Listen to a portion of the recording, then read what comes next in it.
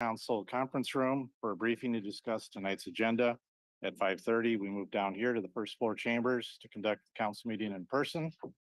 And because we encourage community involvement, we invite the public to join us in person or participate via remote option through Zoom or view on VCAT. With that, we'll turn to the mayor for the mayor's report. Mayor Wheeler, welcome. All right, thank you, Council President Younger and council members. Good to see you this evening. So a couple, multiple positive slides to share with you. All right, first one. So we are prepared, and we certainly don't know what type of weather conditions will come our way. Sometimes it happens fast, but I just wanted to share with you that the de-icing solution, which is typically a brine type of solution, is already being laid down throughout the city. There's salt and sand stockpiled, equipment is ready, and people are trained and ready to go also. This is actually the brine is obviously a response to what we've been experiencing. We expect to experience here over the next multiple days with sub-freezing temperatures. But once you get into this type of time of year, then just about anything can happen. So just letting you know that the city is ready to respond to inclement weather. Next slide. All right, I think by now you have seen this. So this is an exciting event coming our way. This announcement was, you know, was fun. It was fun to be there yesterday. We have embargoed this information for months, and there is a lot that's still being developed. A lot I will share in the future about what it means to be a fan zone, and to be a part of the FIFA World Cup in 2026. But for right now, I just want to share how thrilled I am that we are not only partnering regionally, locally here at the regional level with City of Port Orchard, Kitsap County, which we intend on expanding that partnership, but also our Puget Sound region and the state. And so we are a part of that network. There will be so much that's going to come our way. There will be a tremendous amount of opportunity that will put us in a different light. It'll put us on a stage that we have not seen before. And so the idea is to take advantage of that stage and be that destination, promote the economics. The economics part of it is just huge, but to promote economic development, to create an experience for our residents, but also visitors. And we have a lot to offer in Bremerton and in Kitsap County. Uh, just we're going to be a wonderful destination. So just a little insight, the the epicenter of the fan zone will be downtown Bremerton. That is the most logical place that meets the criteria based just on accessibility with public transit. And so that, but what that means though is everything else will radiate throughout Bremerton and the county. And there will be no one place that's minimized or put below or above another. It's just the first entrance into our county in the Olympic Peninsula will happen through Bremerton as a fan zone designee. So um, you there'll be lots of opportunities for viewing, and that'll be one of the major things we'll undertake is making sure that a visitor can experience soccer when they come. That's bare minimum basic thing that we will be working on. That'll require agreements, and I'll be updating you, working with our legal department and of course city council when it comes time to sign off on agreements. But the goal will be to have soccer from around the world available to our visitors here and our residents. So as a viewing experience, and also a public viewing experience will probably be created, and that's another goal. Quincy Square, will be moving forward simultaneously with Quincy Square, finishing it middle of this year, and then getting an activation plan going, and then starting the performances and bringing those in, and getting that programmed, getting that dialed in, because again, that's going to be entertainment for our citizens, but also the folks visiting. A lot will be happening over the next 18 months. So it's exciting. So more to come. I'll share early to mid-February. There'll be more information coming from the organizing body. It will amount to a playbook. And so of how uh, jurisdictions can prepare and do that in a measured way and partner. And so the good thing is we have solid partners, c- city, state, Puget Sound region, the entire state. We have good partnerships. And the goal is to create lasting memories where we are a return destination because we do have so much to offer. So more to come, as I said, more to come, and I'll share as the information comes to me, I will share it with you. All right, next slide. Just wanted to take a moment to recognize the Bremerton Fire Department crew that is contributing to the effort, the multi-state effort to battle firefighters or wildfires down in Los Angeles. So Jeremy Dixon, Jerry Lane, Carlos Lest, and Jeremy Carnahan are all now off station and working hard in support of all the fire services up and down the coast and in the area, trying to battle horrendous conditions in Los Angeles, unprecedented, dangerous conditions. And we, and as we work together, we always hope that those type of services are provided to us if we're ever in dire straits, and we know they would be. But again, just wanted to recognize our four individuals there who are doing some good work for us. Next slide. Quincy Square groundbreaking. I mentioned it earlier. So as you can see, January 20th, 2:30 p.m. we have the groundbreaking, and this is we're excited about this, and we'll be moving quickly, but and efficiently, but also with measure. So to ensure this project's done right, it's on time, under budget, and delivered in the middle of the year, where we can start to get the programs in place. That's already looking ahead to what type of entertainment will come to Bremerton. So again, I hope to see you down there January 20th. We have a nice lineup of speakers, and we'll a little bit of music, and of course the gold shovels, and then we get started. We continue, as many of you seen already. There's already a lot happening down there, so we'll just keep on going through the winter. All right, that concludes my report tonight, Council. Thank you, Mayor. Hey, before we go to our city clerk for the consent agenda, Dave, could you confirm is Councilmember Fry online? Okay, we're good. Ms. Huber, consent agenda, please. Thank you, President Younger. For approval on the consent agenda tonight are the following items. A, claims and check register. Approval of the following checks and electronic fund transfers. One, check numbers 409-625 through 409-738 and EFT numbers V42580 through V42636 in the grand total amount of $2,230,155.05.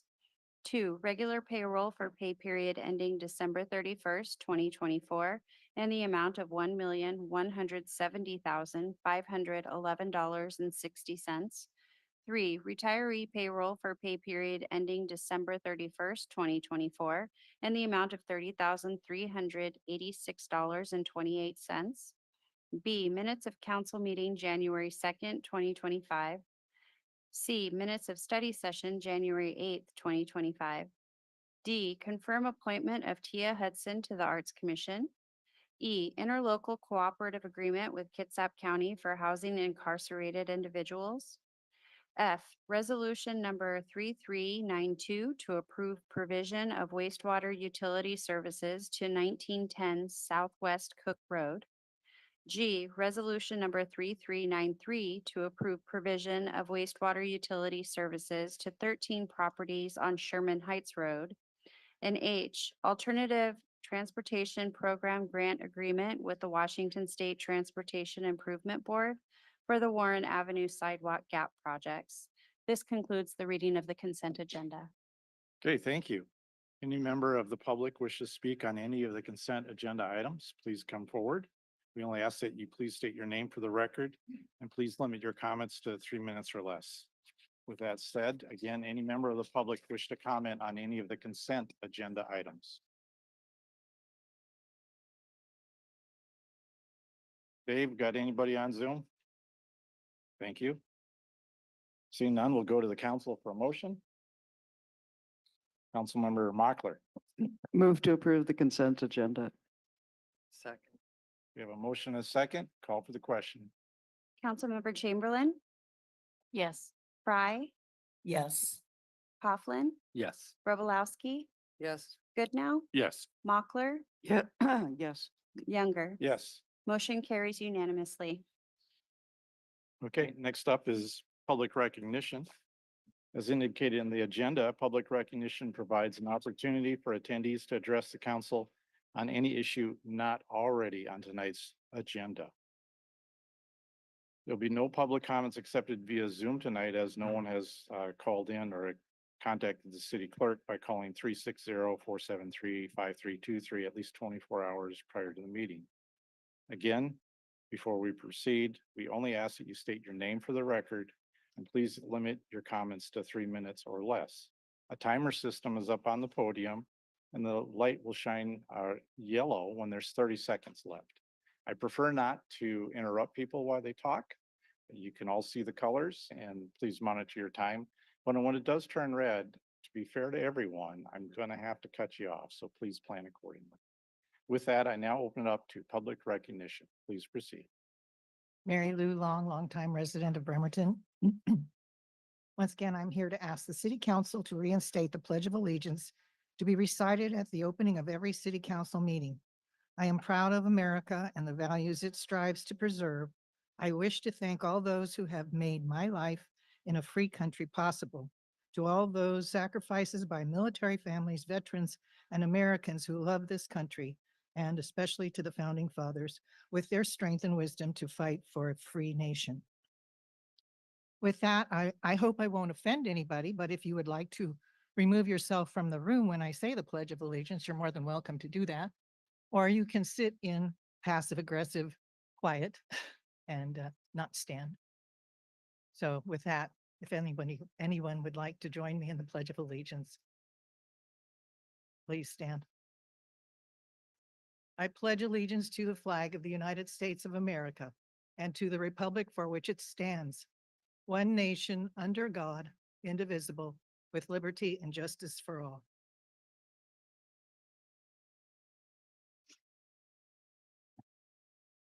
I'd also like to ask the city council to go all out on filling the potholes in the city. My daughter and I have both talked about this the past few days about how bumpy the rides are in the city.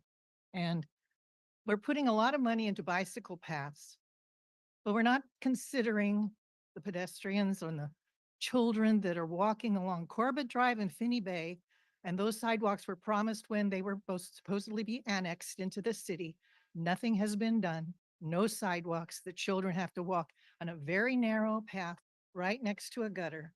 There's no single sidewalk on either side of the street. And I find it very, very unfortunate that the city has not addressed this for many, many years. And I would like to see sidewalks in our neighborhood. Now we're going to have a beautiful park at Haddon Park. The children in the neighborhood are going to go there from all around. And there's places where there's absolutely no safe way for them to walk to it. And bicycling, okay, the bicyclists get their fancy paths going to the ferry and coming across the Warren Avenue Bridge with the widening of the bridge and all of these things. But the kids can't ride their bicycles on the street. They certainly can't ride their bicycles to the park on those very narrow easements. So I'd like you to do something about that. Thank you very much. Thank you.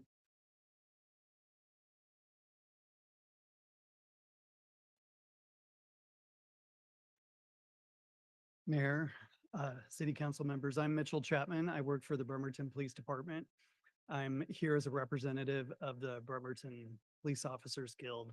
I wanted to thank each and every one of you for getting our contract done. I think you treated us fairly.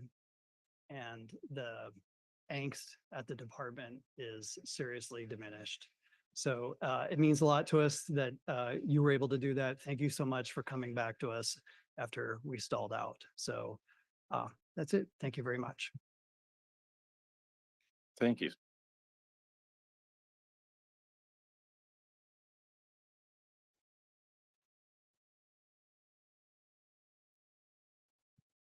Hi, I'm Jocelyn La Madrid. I do work with the Bremerton Prayer Walk and Rock the Block down on the streets, mainly surrounding the Salvation Army around 6th Avenue Park, that type of area. And I just wanted to come in. You know, I haven't been here for a few times, and I ran into a few health issues, and nothing that I have been exposed to or had to deal with could I imagine dealing with on the streets. And one of the things that I've been seeing as we go down there, and I've been going down there for quite a bit. We go down every Sunday. We go down the second and fourth Saturdays. And one of the stories that we keep hearing is that they have to keep moving, is that individuals just have to keep moving. And unfortunately, that's not part of the anti-camping route. And so we have individuals and we have a really aggressive police department. And I want to say thank you to the police department.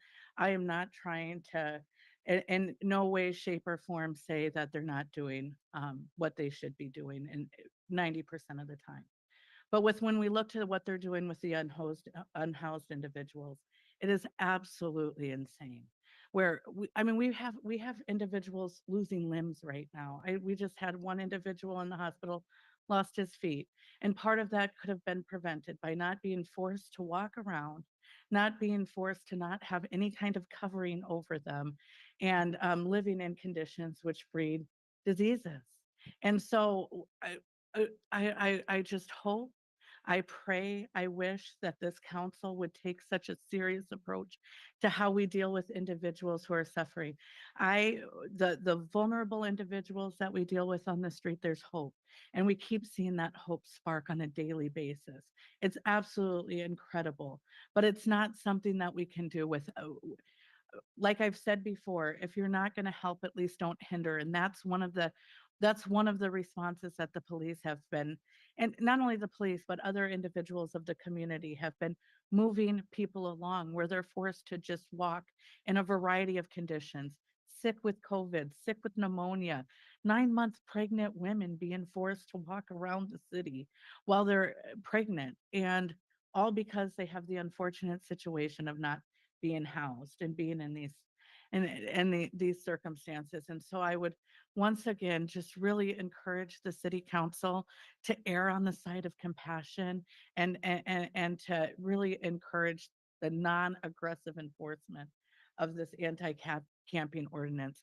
Put those resources elsewhere into providing a short-term solution. I know that we're working on a variety of better solutions out there, and I can't wait for them to come to fruition. But this short term, this interim period, we need better solutions. So thank you. Thank you.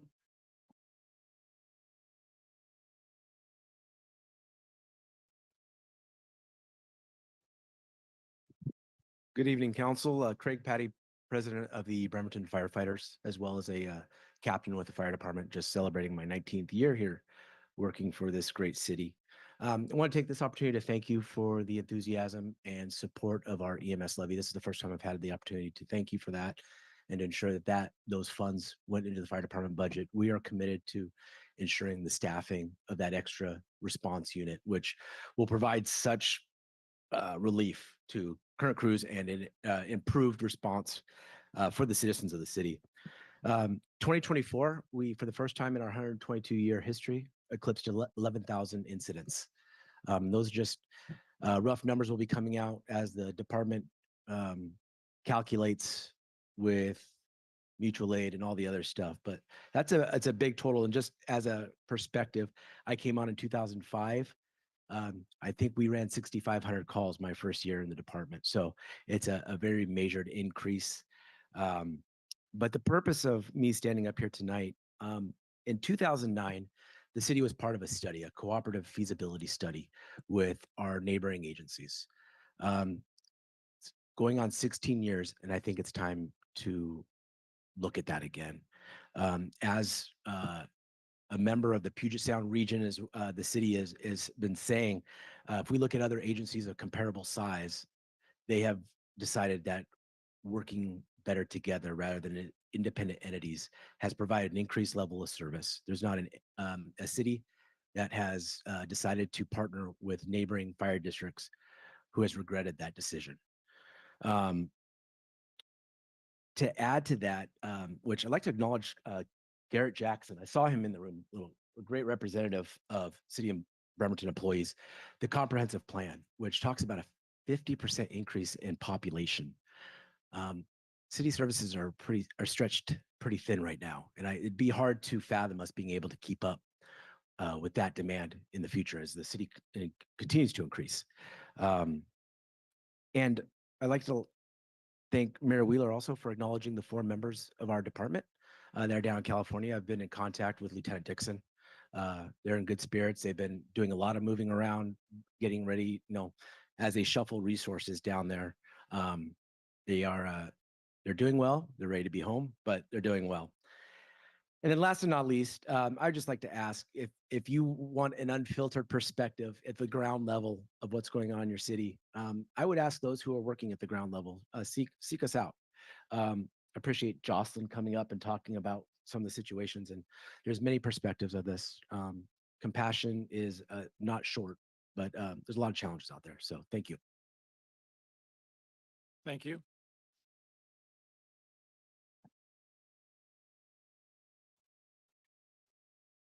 Hello, my name is Alden Bradford, and I read a poem the other day and it made me think of you, so I'd like to read it.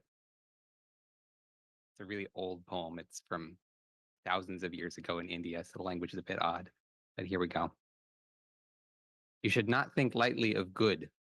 It will not come to me. By the falling of drops of water, a water pot is filled. The wise one is filled with good, though he practice it little by little. I like that poem.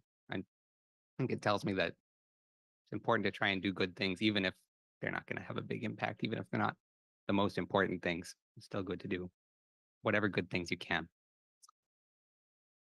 And I wanted to talk about skateboards. Since the 80s, it's been illegal to ride a skateboard in downtown Bremerton. There's a $50 fine. I don't know if this law has ever been enforced. I've never seen it enforced. In my opinion, it should be removed from the books. We're not going to use the law. We should take it away. It's not the most important thing our city has to deal with right now. It's not a huge thing. It's much closer to a little drop in a big bucket of water. But I still think it's worth doing. Thank you. Thank you.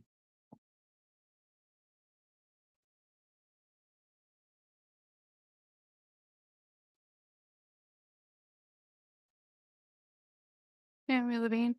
Between Park Avenue and Warren, I've noticed an increase in some unsafe and, I mean, perceptively as a pedestrian walking in the area, aggressive driving. I don't think it comes as much of a surprise why on 6th Street, in between those 2 streets, you might see some aggressive driving and some people being kind of rude to pedestrians.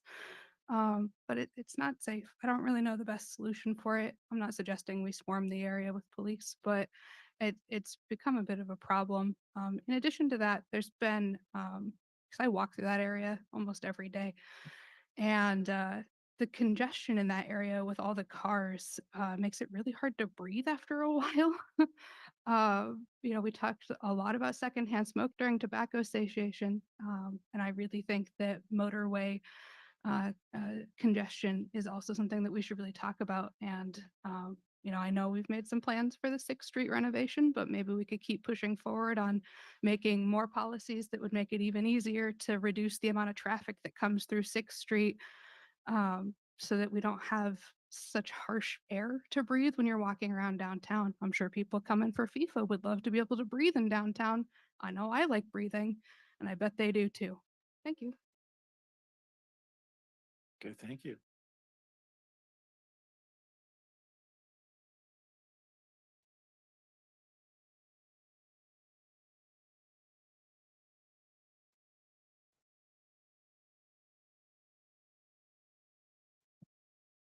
Good evening. My name is Daniel Parker, and I am a recently returned resident of Bremerton and recently retired. As a medical doctor for over 45 years, I've tried to improve any community that I've lived in. My work involved international public health, and primarily I worked as an epidemiologist and a biostatistician. I have returned to a community that I almost don't even recognize. Since I was here and really perused the community deeply, about 3 years have gone by. The work that I was engaged in during the pandemic uh, required all of my attention and an awful lot of travel that I had not anticipated. I have returned to a community of about 45,000 people that for the first time in over 3/4 of a century does not have any acute care hospital. There was an institution that was incorporated in 1946, I believe, called Harrison Medical Center, Harrison Hospital Medical Center. And I saw it grow and thrive in over the years, not because I was raised here and very familiar, but my spouse was born here and raised here and also worked in healthcare. And a lot of my colleagues work there. It is gone.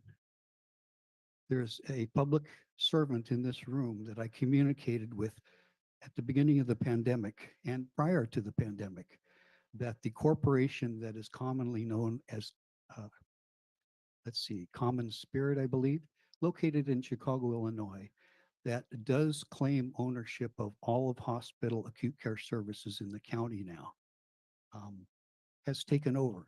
I alerted this public servant that that was their goal. I told him that there needed to be a city person communicating to the council members of what was going on internally and how they were working to achieve that. They used the same model that they had used in numerous other communities. And this public servant in here this evening called me 2 times and said, absolutely, we will get a point person and you can help us get them designated. I believe I even spoke very cursorily to you, Mr. Younger, about this event that was occurring. I trusted the individual who called me 2 times on my personal phone and said, point person, I believe will serve the city best.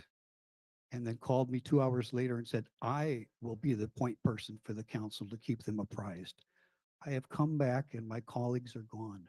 One of the best interventional cardiologists that I've ever worked with over the years has relocated to Yakima. And I called him a couple months ago. Mr. Parker, I'm sorry. 3 minutes is up. Yeah. In any event, one last comment. I will remain after the meeting. $250 million of Harrison Medical Center assets are unaccounted for. Thank you, Mr. Parker. Please talk to me afterwards. I'll be seeing you all later on. Thank you very much. Thank you, Mr. Parker.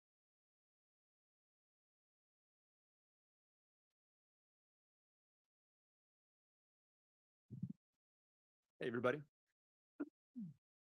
I heard rumor recently. Before I start, actually, I'd like to second the comments of the woman who wants more sidewalks built close to the parks. Full agreement, ma'am. I heard rumor recently, a set of beliefs that the majority of the city of Bremerton does not want safer streets. They do not want more sidewalks, more bike lanes. What they want is more throughput on traffic throughput. I don't think that's accurate, but I went out looking. We never see or hear from the people who want more traffic on our streets, but maybe they're just the strong, silent type, like Bigfoot. So I went out looking for Bigfoot in the surveys that the city has done, asking people specifically what they want to see on our streets. The first one I'll bring up was from 2023, 6th Street. A small number of people came to talk about 6th Street. And 58% of the people who responded said, what are the biggest transportation issues on 6th Street? Safety. 12% said traffic congestion. So a small minority there. Now, that was a very small survey. Maybe that doesn't count. A much larger survey was on the part of the comp plan in 2023. When they went out to the whole city, they got 575 responses, which is almost 3% of every household in the city. So that's a huge survey. And they asked which transportation improvements are most important to you. Tied for first, ferries and walking. Walking was the most important, 48%. Number 3 was traffic, followed by biking and bus. Let's take a look at traffic improvements, okay? 38% of people said the most important transportation improvement was traffic. But in this survey, you got 3 votes, okay? So if given 3 votes, 38% of people said traffic was important. That means 62% of people, if you give them 3 votes, don't think traffic is an important problem for the city of Bremerton. 62% don't think that. Lastly, this is the biggest survey they've ever done, the JCTP. Well, I found it. I finally found Bigfoot. 52% of people think traffic is the biggest problem in the city of Bremerton. But the trick with this one is the vast majority of the people that they interviewed didn't live in the city of Bremerton. 83 people lived in Bremerton. 348 people lived outside of the city of Bremerton, right? If I lived in Silverdale or Belfair and I commuted in to the shipyard in my car, of course I would want the city to turn all the streets into freeways, right? I could save 24 seconds on my commute, but the people of Bremerton don't. The following in the survey, the people who live outside the city are much more likely to drive, way less likely to walk or ride their bike. The people of Bremerton want safe streets, like my friend over here. Thank you.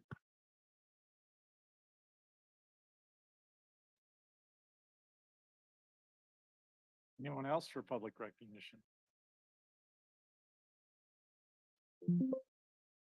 Last call. Okay, so go ahead, please. Hello, my name is Aiden Fry. I live on Naval Avenue.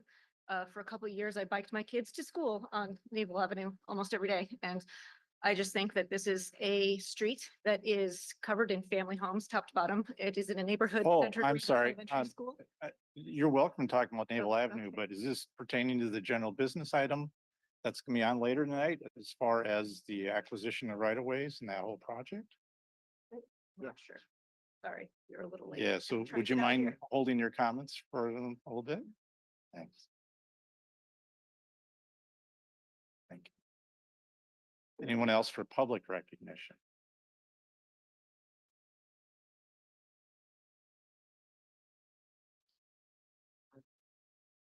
Good evening. My name is Angela and I'm a resident of Bremerton.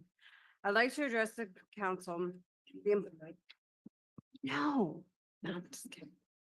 Okay, so is my time start over? No. So I'd like to address the council, the importance of public restroom and the access to all who may be unhoused or housed.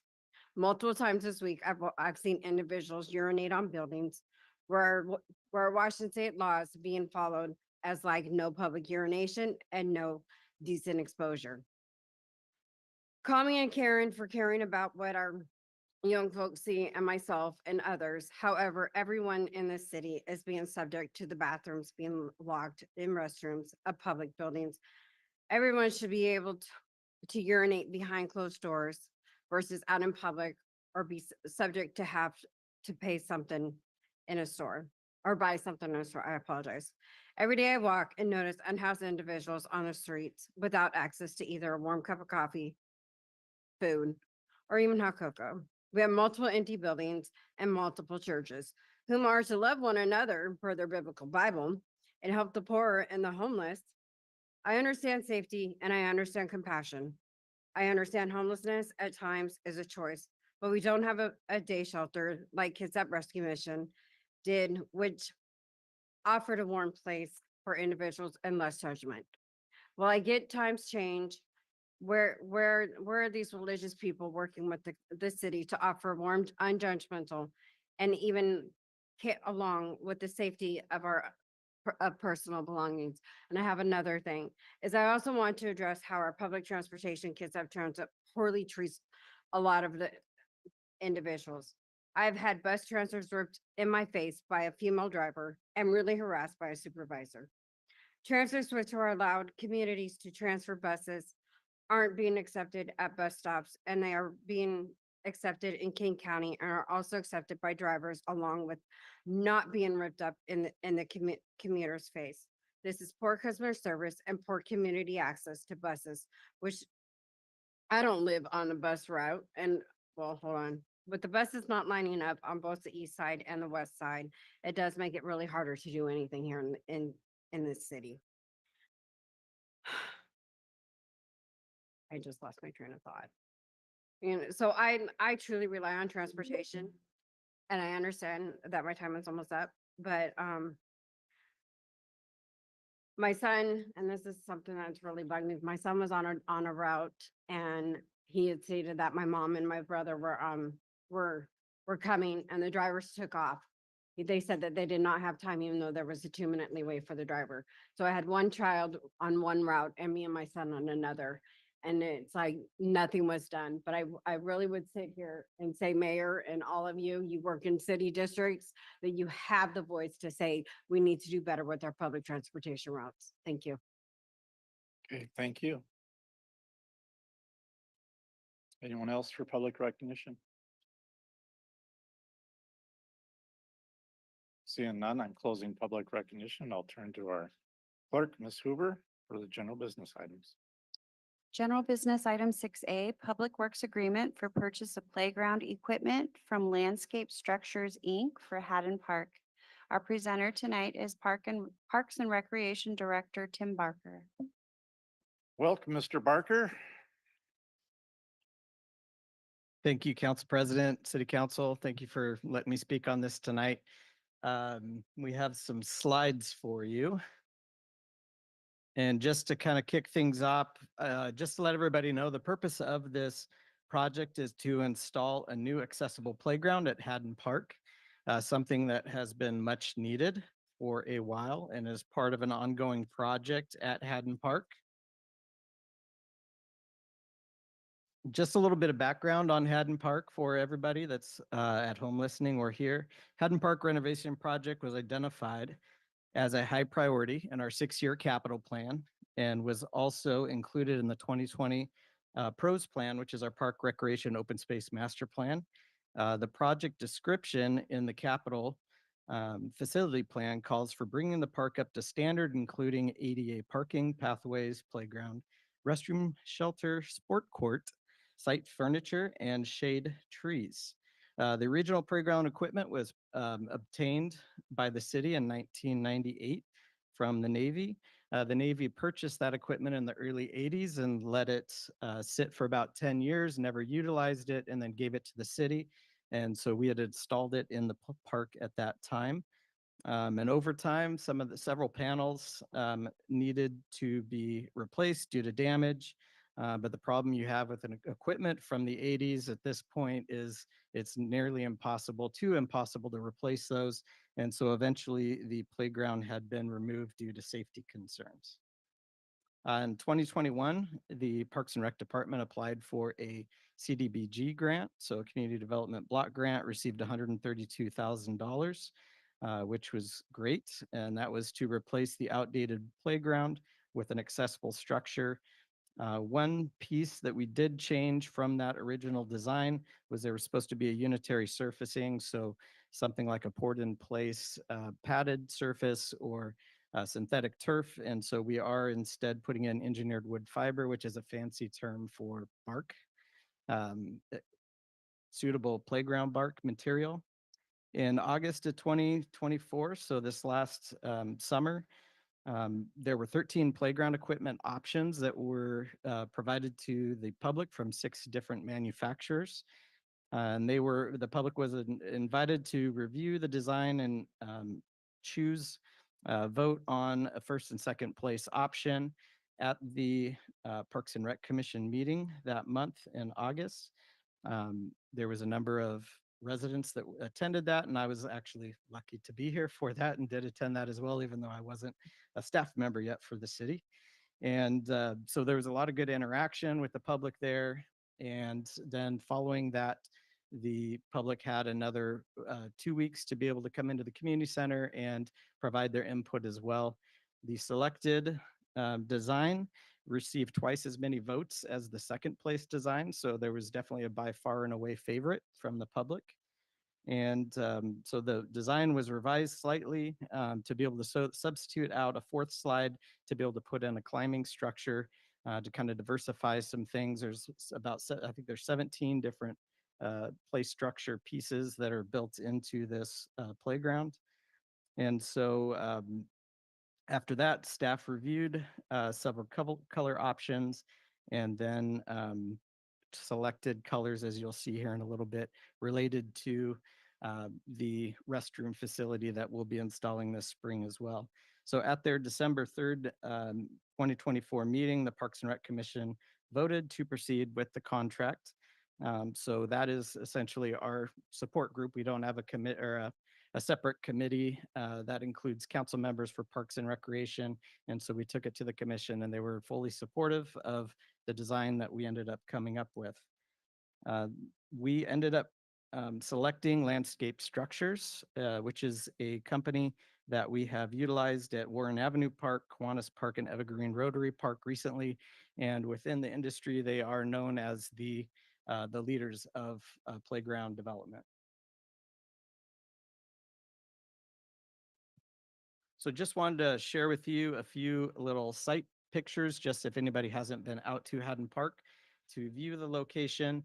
As you can see, kind of on the upper center left, we have a new parking area that's been developed. You see the exterior pathway that loops around. It goes around the entire site. And you do have the sport court that we have there with a few fun, what I would call my type of playground games.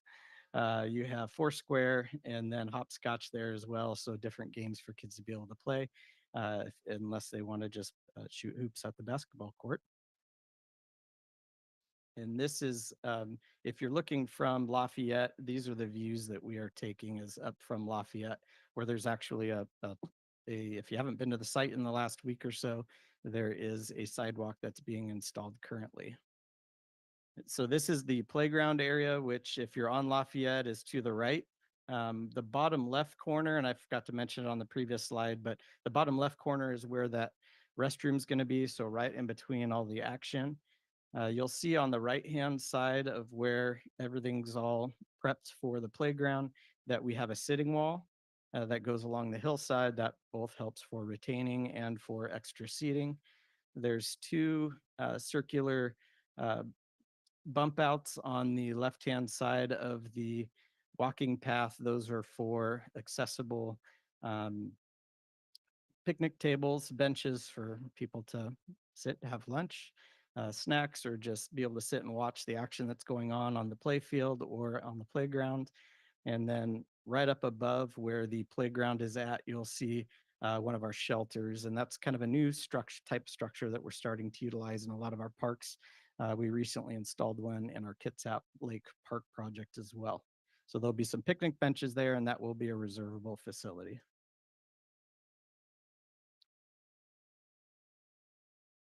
All right. This one's not as fun to look at unless you kind of know what you're looking for. So the blue line is the exterior that you saw there of the concrete. Just kind of wanted to mention the red kind of cloud looking area extended from where the playground is.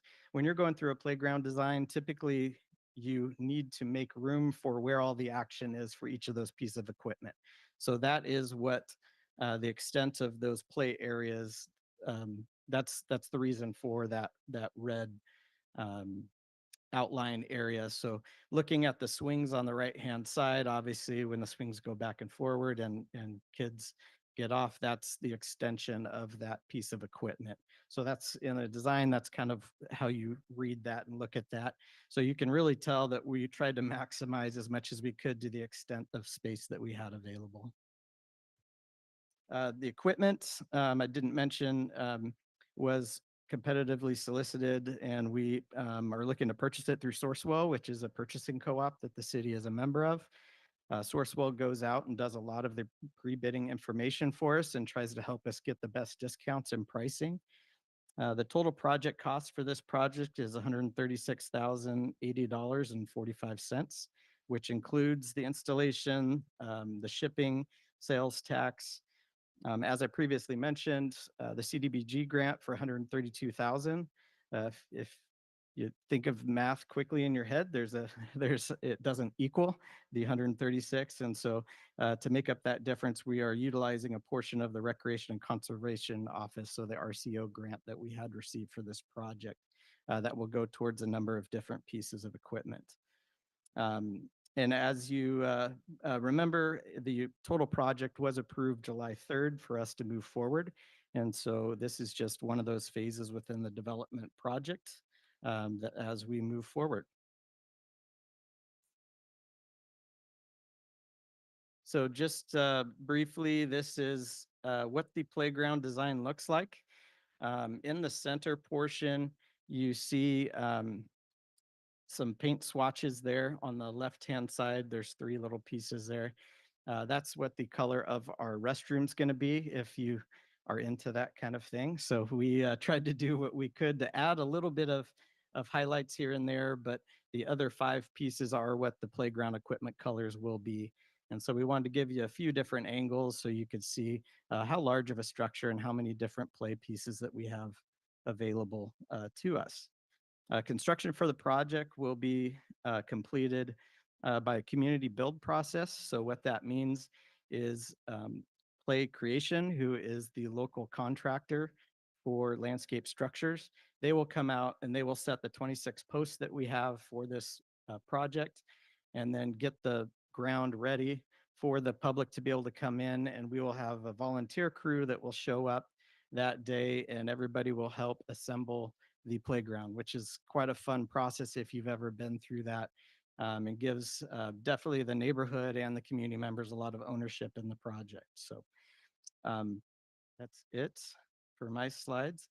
I'm requesting that City Council considers the approval of this Public Works Agreement for the purchase and installation of playground equipment from Landscape Structures in the amount of $136,080.45, and to authorize the mayor to finalize and execute the agreement with the same terms and conditions as I've presented.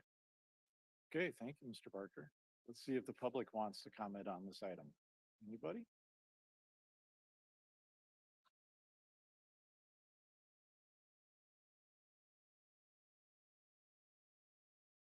Hi, Naomi Levine. I am very into the paint swatches for the bathroom. I think it looks nice. I just wanted to make a request that for bathrooms that have stalls with doors in them, if we could make sure that there's lights both over the stalls and not over the stalls, because oftentimes you get one or the other and you either get a really dark hand washing experience or a really dark going and using the toilet experience. So if we could just make sure there's an even distribution of lighting. This is sometimes an error that's due to the fact that we try to make bathrooms with stalls and bathrooms predominantly urinals symmetrical, but they are completely different user experiences.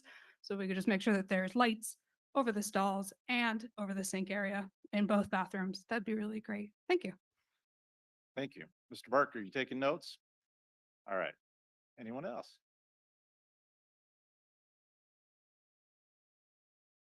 Mary Lou Long, longtime resident, so long. When I first came here, my daughter was an infant.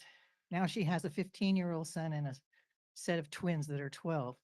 We used to use that park. We'd go around the pathway, all around the grass, on scooters and walking. Now she takes her dog on a walk there and her kids.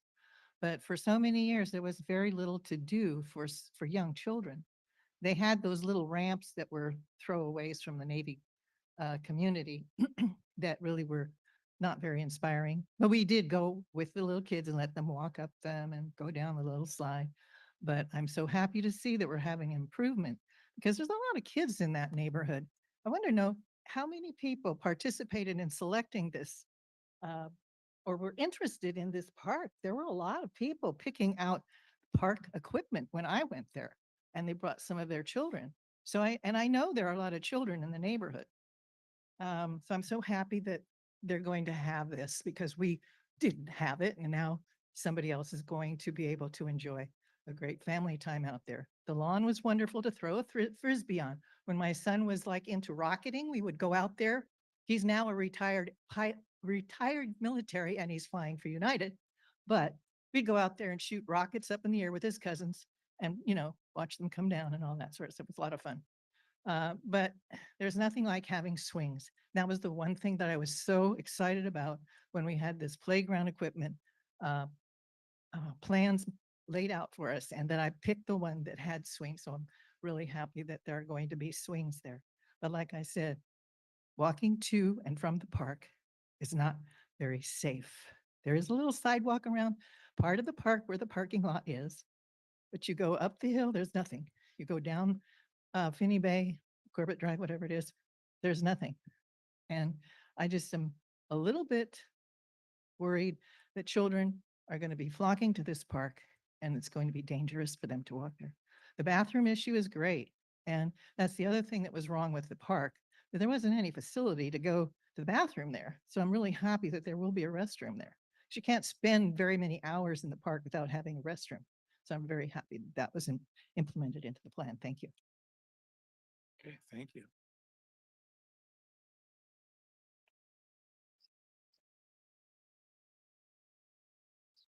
Hi, Alden again. Seems that roughly about twice a year, Mary Lou and I agree on something. I went for a walk in that neighborhood a couple weeks ago, and it is not a very pleasant place to walk.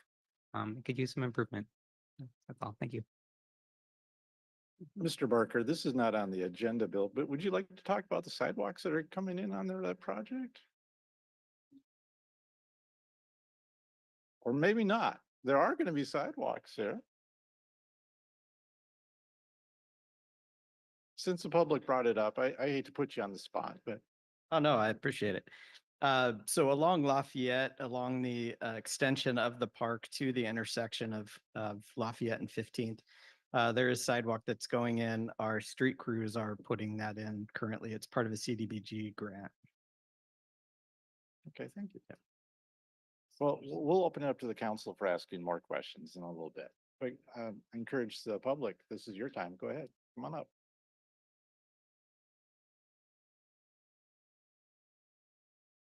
I might have missed it, but are there bike racks intended in the plan for the park? Because as we're thinking about all the bike advocacy, we want people to bike to the park and have a safe place to lock up their bike. Sure, good question. Mr. Barker, next time you may want to sit in the front row.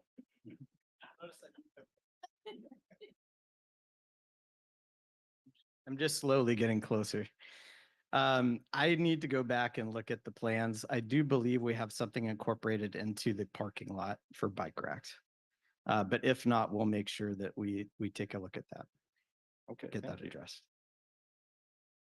Any other comments from the public? Here comes the fire department. Really quickly, just want to point out a couple of years ago is before the playground went kind of dark and nobody was really there. A few times coming back from a call in that area, especially during summer when there's a lot of kids there. I don't know what happened with the fire engine, but it pulled over to the side and all of a sudden there's a bunch of water coming out of the top cannon. And a lot of the kids enjoyed that. So I can imagine when this playground is set up and it's busy again, that fire engine's going to find that little cutoff there and that big water can's going to be spraying up. So Nice. we do miss that part. Thank you. Let's see if we got someone else here that's going to talk. Yep.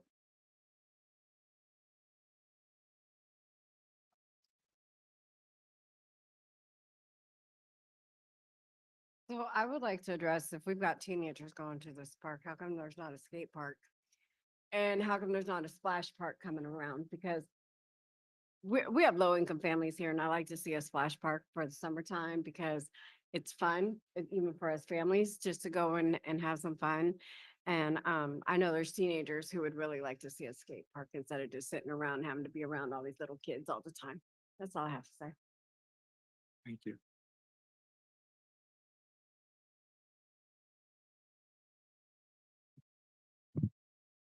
Congratulations. It's totally exciting to have Lulu Park be transformed. And I suspect there's one person in the room that is happier than even the rest of us. And I'd like to support exactly what Mary Lou talked about. Mary Lou Long said, and that is we need to have safe ways for kids and families to get to each of our parks. And it is in the pros plan that we needed to figure out what that looks like in our city, so that people can go from one park to the next in a safe way and still be safe. Thank you. Thank you.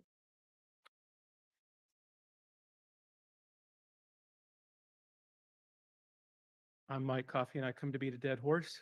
I also live in the North Lafayette area, and I like to take back about a 5-mile walk in the evenings. And I do a loop where I go up North Lafayette and down Finney Bay and then back up past Haddon Park. And I think there might be 100 yards of sidewalk on the whole route, maybe. So that whole neighborhood is in desperate need of safer ways to get around, because basically I just have to stand aside and wait for cars, duck off on the side of the road or whatever, and wait for cars to go past. Thank you. All right, before I close public comment, let's check with Dave, see if there's anyone online. Dave, anyone? No? Last call? Seeing none, I'll turn to the council for a motion, and I'm going to look right to my right. Move to approve the public work agreement for the purchase and installation of playground equipment from Landscape Structures, Inc. in the amount of $136,000 plus $80.45, sales tax included, and authorize the mayor to finalize and execute the agreement with substantially the same terms and conditions as presented. Do I have a second? I'll second. All right. Well, we're gonna let Miss Mockler, Councilmember Mockler, collect herself before I ask her for any comments here. All right, when you're ready, Miss Mockler, go ahead. Yes. Okay, thank you. That will be my entire outburst for the evening. You all know that how very happy I am about this. I'm also very happy that so many of my constituents have stepped up to say we need more sidewalks, because I've been beating that drum for years now. Specifically to address sidewalks, it was my understanding that I believe Joe Keller, an engineer with the city of Bremerton, had been instrumental in facilitating sidewalk placement along Lafayette, along 15th, I'm sorry, from Lafayette to, if not to Corbett, at least for the extent of the park, because our Bremerton Municipal Code calls for when you put in a new thing, a new project, that new sidewalks are required. Is anyone from Public Works able to address that at this time?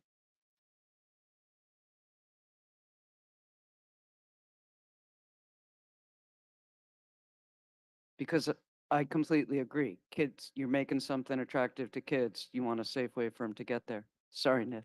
Please go, Ned Mr. Lever. Lever, city engineer. I'm not sure what I'm addressing. It's my understanding that in addition to the sidewalks from the CDBG grants that run the length of the park from 15th north along Lafayette, along the, it's just along the west side of Lafayette, yeah? Anyhow, in addition to that, that sidewalks are planned for, because they're required by our BMC, that they will run along the length of the park along 15th from Lafayette downhill towards Corbett. Yes. Hey, Ned, Yes. Can I jump in? There will be sidewalks running down 15th in front of the park. We phased it. We got grant money for the first phase, and then that reduced the size of the scope of that project so that our city crews can do the remaining work. But it's over 2 years, I believe. So Thank you for bringing joy to Mudville, Mr. Lever. anything else? No, that was the entirety. Thank you very much. Yeah. Oh, okay, please. Well, Sure, go ahead, Mr. Nucky.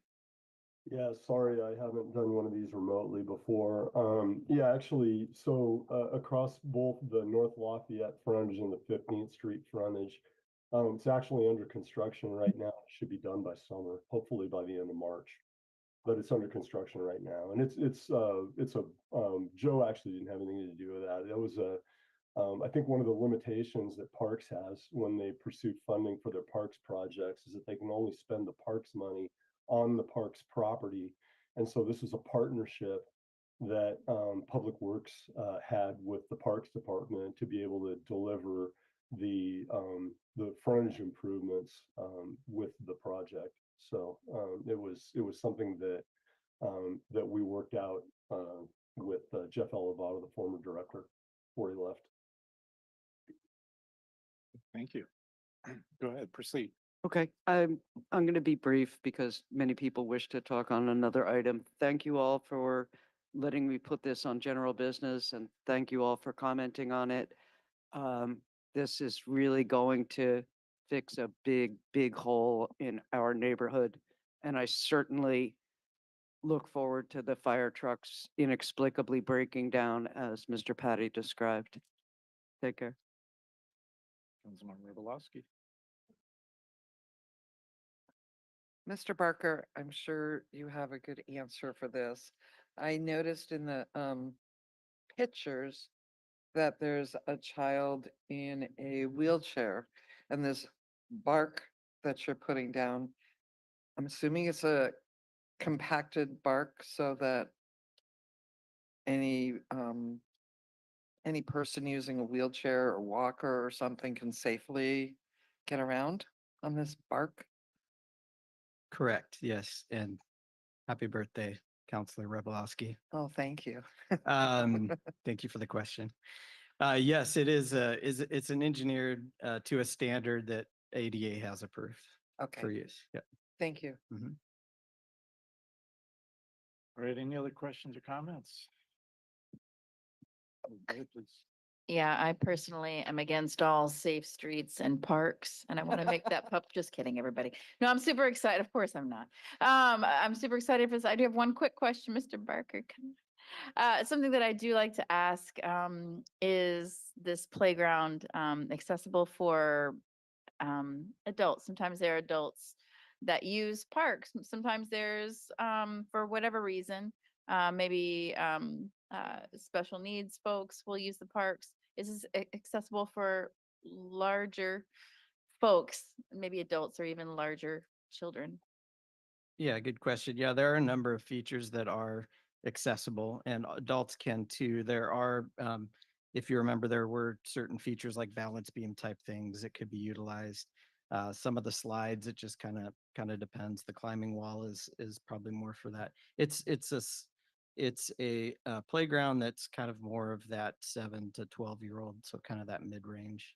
But there are a mixture of, that's why we have 17 different interactive features, so then we can take some of that into account. Thank you. That's all. That's all. Thank you. Any other questions or comments? Dave, do we have, good? All right. Seeing none, call for the question. Councilmember Fry, Yes. Coughlin, Yes. Rebolowski, Yes. Goodnow, Yes. Mochler, Yes. Chamberlain, Yes. Younger. Yes. Motion carries unanimously. Okay, Great. next item up.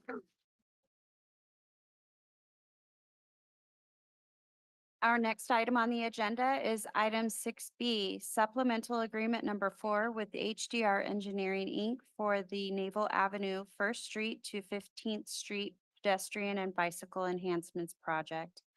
Presenter is Engineering Project Manager Vicki Grover. Welcome, Ms. Grover. Please proceed. Thank you. Good evening, City Council and public.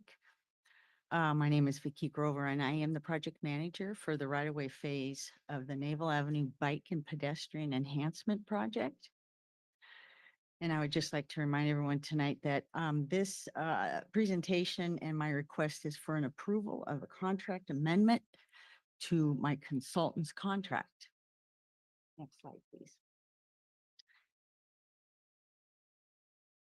So in this slide, I've detailed out over the last 7 years is how long we've been working on this project. We started in 2018 to get a grant for the design phase, and we received $622,000 from WashDOT for a ped bike, which council accepted on August 7th of 2019. And then in January of 2020, we started the design. Throughout the next couple of years, we had a couple of virtual open houses. We put together a stakeholder advisory group and met with them a couple of times, and was working on the design. When we got to about 60%, we realized we're going to need some right of way. And so we started applying for grants to get the funding for the right of way. We ended up getting 2 different grants through PSRC.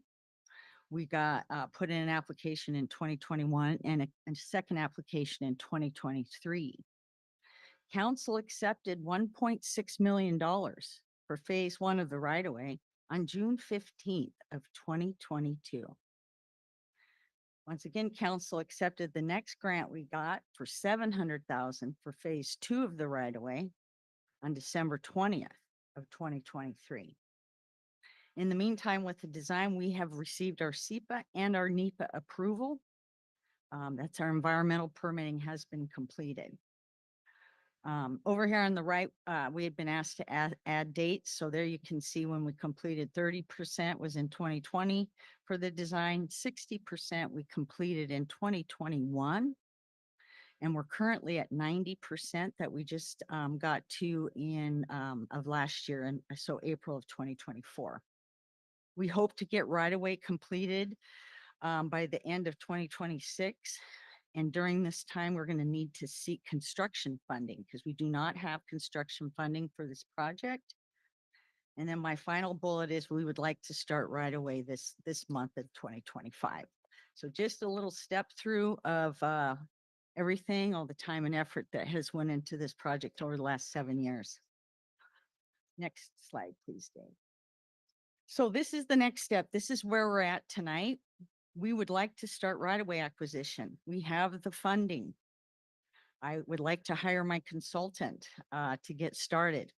So it's contract modification number 4. It's all the time and expenses needed to start acquiring right-of-way for this project. The tasks include the acquisition. It's there's federal dollars involved with this right-of-way phase. There's a lot of paper process, a lot of steps and documentation that we have to do. And HDR has a lot of expertise in that area to help us through to make sure we do it properly. We have appraisers, we have review appraisers, we have surveyors, we negotiate, we have to get it certified in the end. We estimate 2 years. It can take longer depending on how our negotiations go with the property owners. The other thing we've been waiting to do as well is have another open house where we can talk to and invite the people who live along the corridor so that they can come and see the plans and we can explain to them how this project will affect them specifically. And then it'll be open to the general public as well if people want to just come talk to us about the design. So that is part of getting the scope of work when we get this amendment approved. And the last slide for me, Dave. So here we're going to just talk briefly about the risks and constraints if this project does not move forward tonight. The very top line there, this is a snippet out of the letter that we received from WashDOT giving us the funding. And it basically tells us that if we do not show continuous progress, the project can become inactive and they will take the federal dollars back. So we have to show progress, and we've been done with the design for about, well, since April. We've been trying to negotiate, get our scope of work together. And so here we are finally in January asking to get this approved. We do not have funding if there's a desire and a wish to redesign at 90%. There is no funding for that. And so putting a pause at the right-of-way phase, it does put our funding and our schedule at risk. And so I would ask council tonight to please make a decision so that we can move forward one way or another on this project. That's what I would like to ask. Thank you very much. Okay, thank you, Ms. Grover. Before I open it up to the public for comment on this item, I wish to acknowledge all the emails that we received from many people in the audience and also people that are attending. You have a chance to look at the most recent version of the packet. There's numerous emails there, and we'll continue adding them for the public record. And we'll assure you that the council received all those emails too. And I, for one, have had a chance to read all the emails as they quickly, we had several, as we all acknowledged, came in today. Any member of the public wish to comment on this item, please come forward.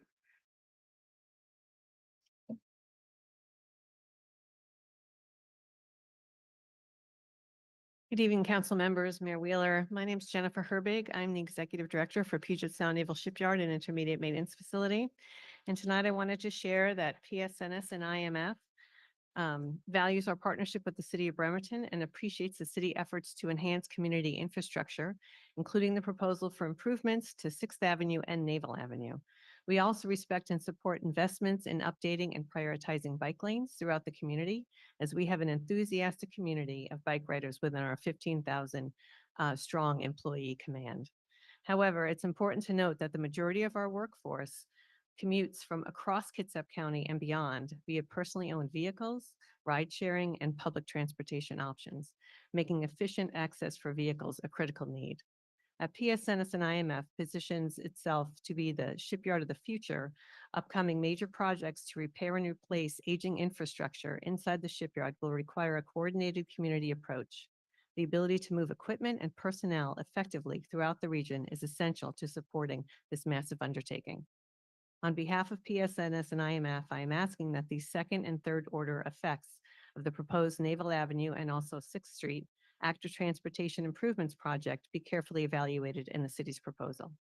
As the largest employer in Kitsap County and one of the state's leading industrial organizations, we are committed to supporting initiatives that enhance safety and sustainability while also ensuring the infrastructure can meet the operational needs of our workforce and mission.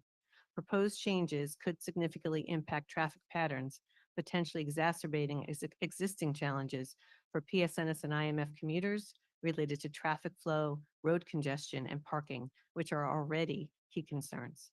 We look forward to working collaboratively with the city to encourage balanced solutions that address both community priorities and the operational requirements of our shared future. Thank you. Thank you. And I forgot to mention a 3-minute rule, please, on this one, just like public recognition, okay? You were well within your time. I just want to remind everyone. Go ahead, Ms. Satter. Welcome back. Thank you, council. Thank you, public. My name's Allison Satter. I'm with Naval Base Kitsap. Excuse me. I'm the Community Planning Liaison Officer.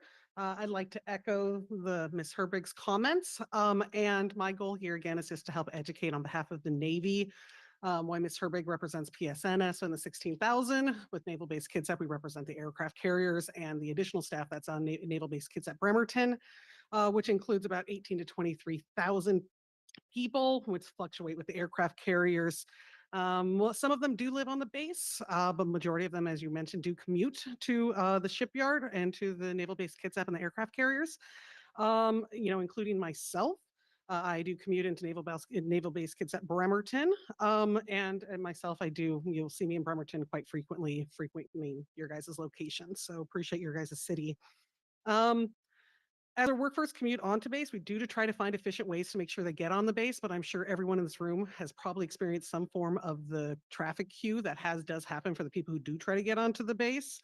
We currently have no bases. The Naval Base Kitsap have no plans currently to remove any of our entry gates, nor do we have any plans to improve that efficiency of how we're getting onto the base as we're currently handling it. We understand the city's looking at all modes of transportation, especially safe routes that are lit for some of our commuters who do travel in the dark. So we appreciate all the city's efforts for that. And we appreciate the city's staff engaging all stakeholders on this project, as Ms. Grover mentioned. This was a multi-year process, and they did engage a lot of the stakeholders, and this alternative was a compromise through those discussions. We are the Navy. I just want to mention that we are using Montgomery Gate more to try to alleviate some of the traffic. So if you do say, hey, I haven't seen much of the traffic at Naval Avenue at this time, That's because we're using Montgomery, but as things continue to happen, as we continue to, if teleworking policies change, if we get other additional things that happen at the base, there's going to be reasons why Naval Avenue Gate will be heavily used again, and that could again create queuing up in the city. And we just want to make sure you guys recognize that. And if you have any questions, we're available to help answer those. Thank you again for letting me comment. Okay, thank you. All right, folks, don't be shy. There's a lot of you out there.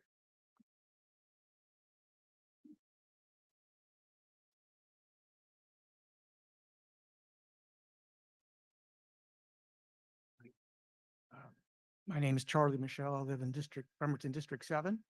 So a lot of us use Avenue, besides the shipyard, as a bicycle corridor getting between 4th and 5th and then 6th Avenue. And I cycle it frequently, and I would dearly love to see protected bike lanes added to this design, and not just paint. So, we've raised the bar on bicycle facilities, and paint just isn't as safe as protected bike lanes. And so anyway, let's do it now rather than waiting 10 years to realize our mistake and then have to redo it then. I think we're much more likely to get grant money for construction this way. Recent experience with Elmira showed just that, where we had a proposal that fell short for safety and bicycle facilities. And then when it was redone with protected lanes and sidewalks, we got the grant money. So safety is a priority, and the current preliminary design doesn't offer the best safety priority. I'd like to see particular shorter pedestrian crossings. These have been shown to reduce car pedestrian accidents. I think there's a good case for making no right turn on red, as was shown as one option at some of the lights. This provides cyclists and pedestrians with time to cross. I've had several close calls in my cycling career and as a pedestrian with what we call the right hook. So you're coming along and someone's turning right and they don't see you. So no right turn on red, I think would help. I mean, because even if the car is come to the red light and they're turning right, that is a hazard. When we have the 6th Street event here, that very nice open house on 6th Street, you could just hear it murmured throughout the room: protected bike lanes, protected bike lanes, protected bike lanes. That's what everybody wants. And then lastly, I've heard, that started at that meeting about talk of an ordinance that protected bike lanes should be the norm, and there has to be a good reason to not have them. And I'd sure like to see that sort of ordinance be passed in the city. I think there's probably examples of other cities we could draw from. So thank you. I look forward to you calling for a contemporary bike-friendly design. Thank you, Mr. Michelle.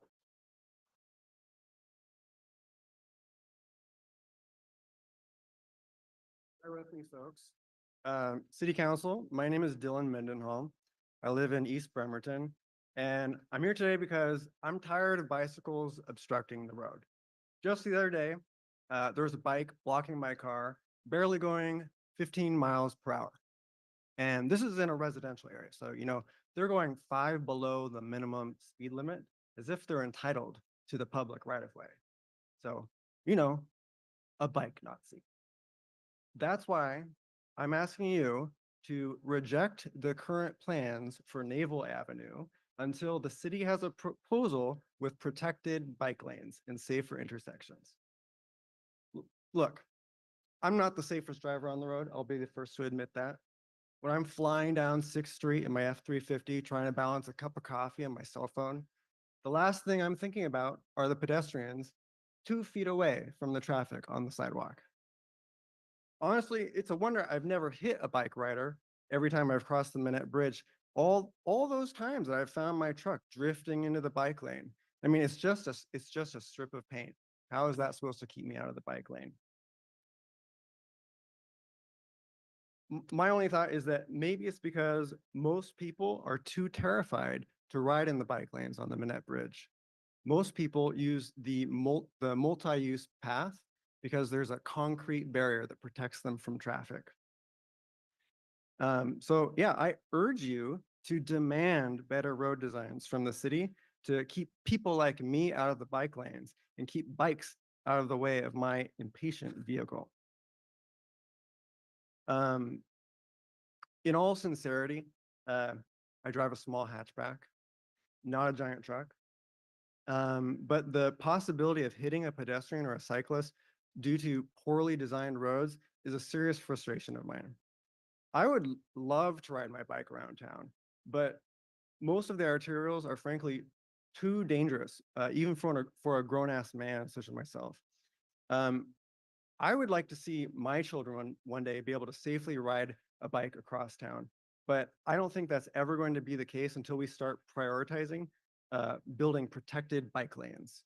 The current designs for Naval Avenue have multiple design features that make it less safe for everybody who's not in a car. It involves widening the intersections, so that's a longer distance for pedestrians to cross. There are turn pockets, so that means having vehicles weaving across the bike lanes at full speed. I'm asking you to send those plans back until they get it right. Thank you.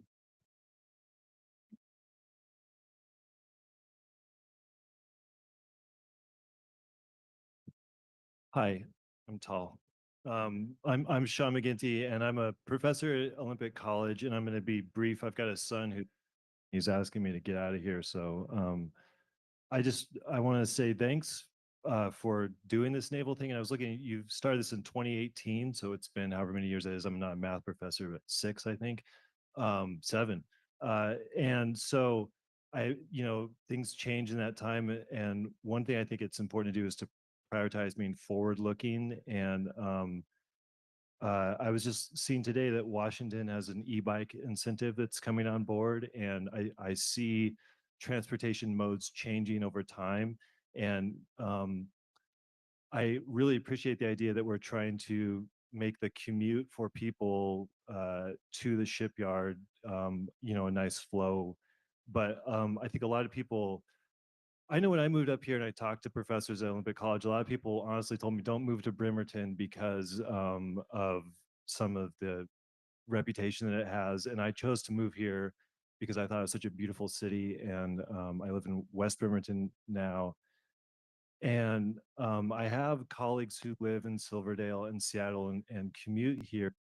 Some of them even ride their bikes, but I think in addition to prioritizing or keeping in mind the commuters that come through here, I think we are the community of Bremerton, and it's even more important to prioritize the people who live here. We have a flow of commuters that come, to and from the shipyard, but then you have the people who live there all the time. And in particular, the children, around Naval Avenue, if nothing else, that should be protected, just those bike lanes. I'm sure that people can say this more eloquently than me. But just my message is to be forward looking here and to make this city as livable as possible, because it is going to grow and there are going to be changes that need to be made. And if we don't make those changes now, as the other person said, we'll have to make them in the future. All right, thank you. Okay, thank you. Go down. I'm Rick Feeney. Most of you have seen me, know me. I just want to, I'm with West Sound Cycling Club. I'm an advocate for them. And I'm on the non-motorized committee for the county. And then also, I came out of the shipyard. I was an active bicycling person in the shipyard, arguing for safe routes to bicycle and walk to work. And I want basically NACDO, National Association of City Transportation Officials, just came out yesterday with the Urban Bikeway Design Guide. It's a new version, updated, and a lot of good ideas are coming in there that are setting the standard. And I just want to say it says, the Urban Design Guide illustrates a vision for cities and features of safe streets, economically strong local business districts, and vibrant streetscapes. It shows how effective leadership strategies can unlock the resources, structure, and backing necessary to change city streets. Thank you. Great, thank you. Hi, I'm Alden Bradford. Um, Anytime we're deciding how to use a public space, there are a lot of competing interests, a lot of different things. Different people are going to prioritize differently. Um, you've got, you want vehicle throughput, we want pedestrian throughput, we want to keep pedestrians safe, bicyclists safe. We don't want the costs to balloon. And how you prioritize those, how you rank those, everyone's going to rank them differently. And that's why this is a political process, not a technical process. And I encourage you to think about what you would put at the top of the list. Personally, I wouldn't put vehicle throughput all the way at the bottom. The number one cause of death for adults under 50 in this country is accidental injury. When that happens, I want an ambulance to be able to get there fast. That's important to me. So certainly vehicle throughput would be at the bottom, but the number one cause of accidental injury for people under 50 is vehicle collision. So I would probably put safety up there because an ounce of prevention is worth more than cure. So yeah, I encourage you to think about where you would put things. Public Works has made it clear that in their interpretation of the law right now, they have to put vehicle throughput at the top. That's how they've interpreted the law. I mean, I encourage you, if you don't feel that way, to clarify the law, to change what the priority should be. But right now, as it stands, if you don't want that to be at the top of the list, you're the only people who are positioned to affect that. So I want you to think about that. Thank you.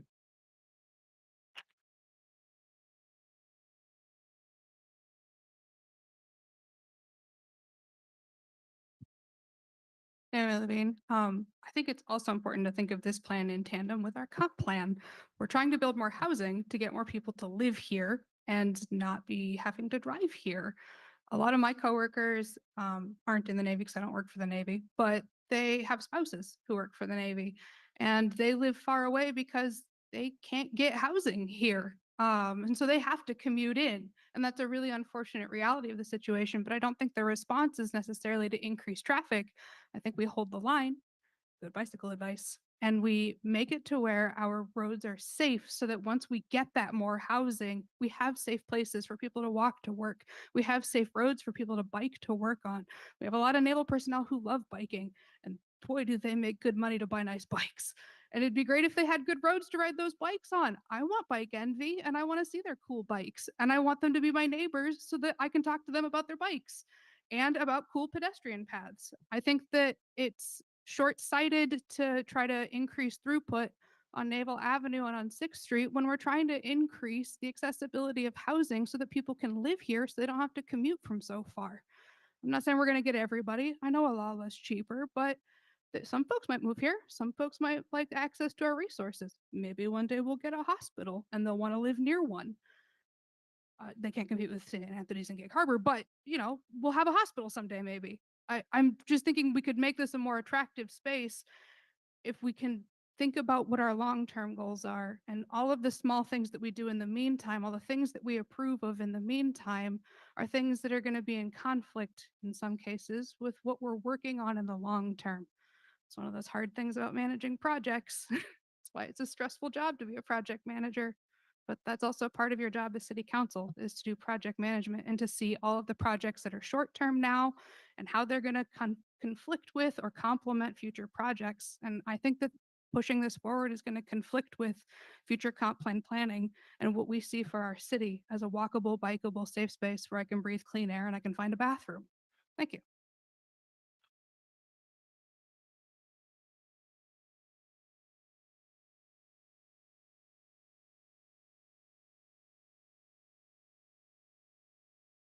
Hello, my name is Camilla Robinson. I also live in Bremerton. Louder? Okay. I'll beat the mic. Earlier it was mentioned that the Naval Yard was trying to be a Navy Yard of the future. When I think of adding an additional car lane to improve throughput, I don't think that's a very, if that's the best solution that can be presented to try and improve things, I don't have a whole lot of hope for a strong future with planning and such. there are so many bigger problems facing the world today. Additional car lanes are not going to be the solution. There's a couple of things that the Public Works also mentioned. They said they completed the design in April. It's January. Why bring it now versus all of those months? What's been happening? And if the name of the item is named to represent pedestrians and cyclists, there's questionable motive in that if the whole thing is to try and improve throughput. So some things that just don't add up to me for consideration. Thank you.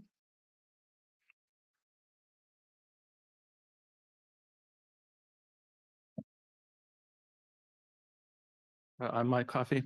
I'm not a cyclist. I wish I were. I bought a bike several years ago and I rode it around Bremerton for a few weeks, but a few experiences in the painted bike lanes were enough to cure me. It's been in my basement ever since, unfortunately. If it's just a painted lane, it's no good to me. It's like it's not even there. I don't feel safe and I'm not going to ride in it. But anyway, I also wanted to question, how did we get to 90% design completion without my having heard about it? I drive and walk down Naval multiple times a week. I only heard about this last week. Could there not have been signs? You know, we require a sign when someone's going to build a house or change zoning.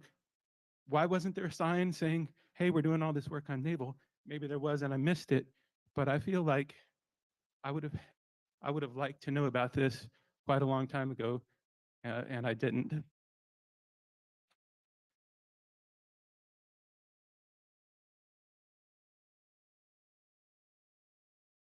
Even Fry, as I said, I live on Naval. Just want to echo a lot of what's already been said. Protected bike lanes, I think we really need them. And especially in this neighborhood with this school right there, I think we should really be prioritizing the safety and well-being of our children over the movement of cars. Thank you.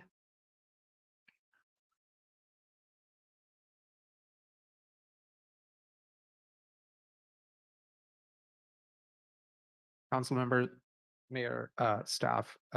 My name is Nishal Chaudhary. I'm a resident of Bremerton. A lot of really good comments have already been made. So I'm going to just touch upon something different, but extremely important. We are living through climate change. If you don't believe in it, all you need to do is watch TV. Los Angeles is burning. It literally is burning. And one of the primary reasons of that burning is climate change. Transportation in state of Washington emits 40%, accounts for 40% of our greenhouse gas emissions. We must do something about this. And the way to do it is by giving people choices, giving people options. I am a bicycle rider. I've been riding for many years. I started going to school on bicycle when I was in my 8th grade. And I feel scared, even being a confident rider, on our streets. We need protected bike lanes. We need protected bike lanes for safety, but we also need protected bike lanes so that people can contribute to mitigating their own impact, their own contribution to greenhouse gas emissions by having a choice to go from place A to place B in a safe, secure, managed way, and protected bike lanes is that option. Our current design, I think, can be modified, tweaked, to incorporate really good features. I congratulate the staff and the consultants for incorporating certain elements, such as reducing the amount of distance that pedestrians have to walk on many of the intersections. 10th Street, 15th Street is a great example of that. We can continue to build on this and get this to a point where the bicyclists, the pedestrians feel and get the true safety they need, and allow the city to continue and finish up this project as well. But the design as it stands right now need tweaking, it needs changes, and I request the council to direct staff to make those changes. Thank you.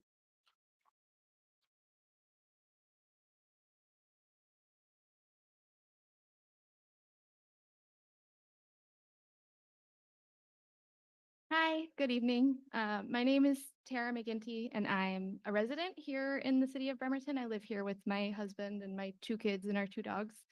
Um, and I'm also a certified health education specialist and a public health professional who's been practicing in Washington State for just shy of a decade. And while I do have a lot of personal feelings about the proposed project tied to my family and our ability to use the roads safely as pedestrians and cyclists, I also wanted to come and bring sort of the public health lens to this conversation and call out a lot of things that I think we all know, but I haven't explicitly heard brought to the conversation. Um, so I understand, first of all, that there's a tremendous amount of pressure on the city of Bremerton right now to ensure that motor vehicles are able to move quickly and easily through the city. But I also want to point out that access to physical activity is imperative to human health and wellness. And when people have access to outdoor spaces where they can move their bodies and be physically active, we see a population-wide decrease in illnesses like cardiovascular disease, type 2 diabetes, cancer, as well as mental health issues. And we also see a decrease in all-cause death. And while there are a lot of great things about the proposed plan, a lot of really great things, I think for many of the reasons called out already tonight, wider intersections, longer crossing distances, unprotected bike lanes, there are places that the plan falls short. Clearly, it's prioritizing in many ways motor vehicle convenience over the health and wellness and safety of neighborhood residents, as well as pedestrians, cyclists, and children who are just trying to get to and from school. So I'm going to pull just a little excerpt from the 2021 Kitsap County Health Assessment. It stated, many environmental factors, such as the ability to walk or bike to work and school and access to nutritious foods, contribute to risk behaviors, such as not getting enough physical activity, poor nutrition, and smoking. It also stated that in 2021, 2 in 3 Kitsap County adults, that's 66%, and more than 1 in 4 10th graders reported a height and weight that classified as overweight or obese. And they reported disparities along economic lines with greater incidence of diseases that are tied to physical activity and nutrition, like heart disease, diabetes, and high blood pressure. So essentially what I'm saying is improving access to safe opportunities to be physically active protects the most vulnerable among us and those for whom transportation isn't even a choice. People who live here in Bremerton are also protected. So I'm here to beg you to lean toward protecting the health and safety of Bremerton residents in every decision related to traffic infrastructure, to place Okay, health, time. wellness, Sorry.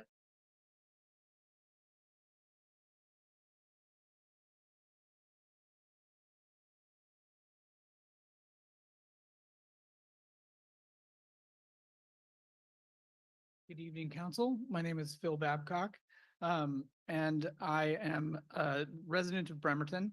And I want to tell you about one of my favorite parts of my day, is riding my bike with my son to Naval Elementary, where he goes to school. We ride along the neighborhood streets in the Union Hill neighborhood, and yeah, it's just he loves it. I loves it. It's a great part of our day. Um, I am nervous that well, the scariest part though, the only part I don't like is crossing Naval Avenue. It's 4 lanes. You know, there's kind of an ambiguous. None of the cars know what to do when they see, you know, me and my son on a bike trying to cross Naval Avenue. I'm nervous that this redesign doesn't do enough to address that safe route to school and make it safe for young kids, 5-year-olds, to feel confident crossing that street on a bike, on foot. You know, on our short commute, I see a bunch of families who live closer to Naval Elementary than I do, 2 blocks away, who choose to drive their car to Naval Elementary because they don't feel that they are safe on the sidewalks or on the street. I encourage the council to look again at the design for Naval Avenue, focus on making that the crossings around Naval Elementary safer, and make the best part of my day just a little bit less stressful. Thank you. Thank you.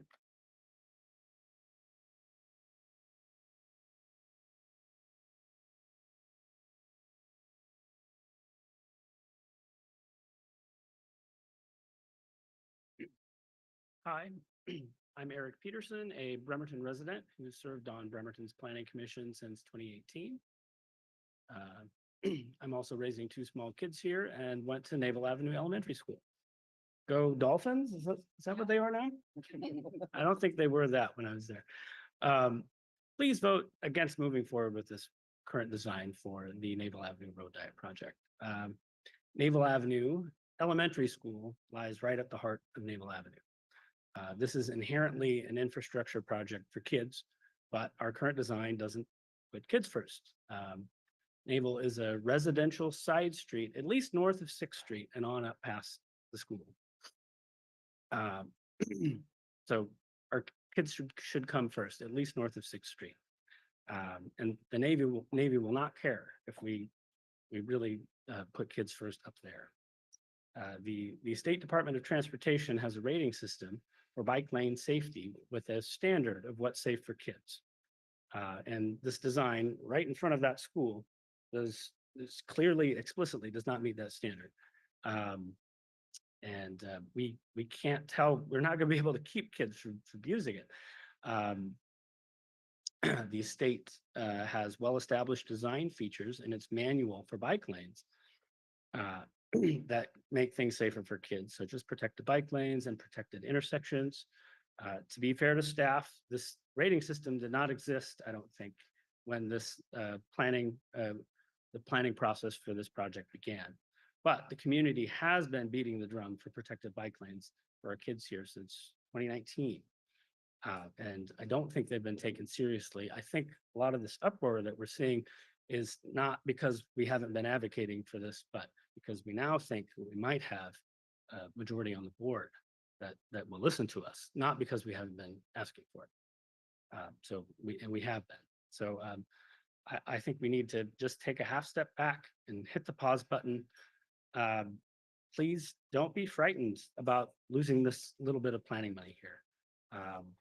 The Navy will not care if we prioritize our school very first, way up at the top, and then figure out things from there.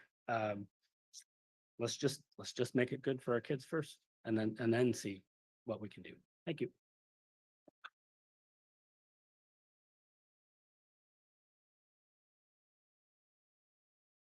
Hi, my name is Rima Schultz. I'm a resident of Bremerton. I own a house at 7th and Naval, and I rent about 19th and Naval.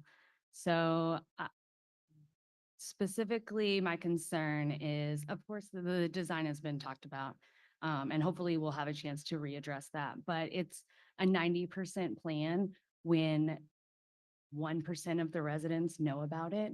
And for me, that's problematic. I shouldn't find out through the Street Smart Bremerton Facebook group that some of my yard is going to be taken temporarily and then permanently. I've talked to many of my neighbors. They have no idea that this project is going on. And that it's bizarro, honestly, that some of our land can be taken. And I'm for the street project. I just think the communication around it has been insufficient. And especially after the bar was set so high with the 6th Street open house where we saw the plans, I was really looking forward to seeing that for Naval. But here we are having a discussion now about taking people's yards for Naval instead of actually addressing the design. I think that we can do better and Bremerton residents want to be involved. Clearly, you said you've received many emails. We have opinions. We have a lot of experts in Bremerton about bikes, and we have a lot of people that are really passionate about keeping our streets safe for kids. The plan does not take into consideration Naval Avenue Elementary. My kid went to that school until we had to go to Arminjar, and just crossing the street every morning was terrifying. If there wasn't a crossing guard there, and the traffic patterns will adjust with the new plan. But again, to go back to what I was saying about the right of way, it's just not really fair to residents that we don't have any awareness of this project. It's interesting that the house at 11th and Naval is going to be completely removed. It's a duplex now. So we're talking about a housing crisis in Bremerton, and we're removing homes to make this project work. I just think we can do better. I'm looking forward to that. I also want to say, I really appreciate everyone from the city that's been super responsive to my emails, council members, but also city staff. And I think that, again, it shows the cohesion and community that we have here in Bremerton. What I really worry about is that this project is going to move forward and every day I walk outside and hate it. And this is the time when we can make a change that we all love and want to participate in. And I think that's going to make the negotiations for property for the right-of-way acquisition harder when people don't want the project. And right now we're negotiating. That's the next step. So we should think about how favorable the project is before we move forward. Thank you.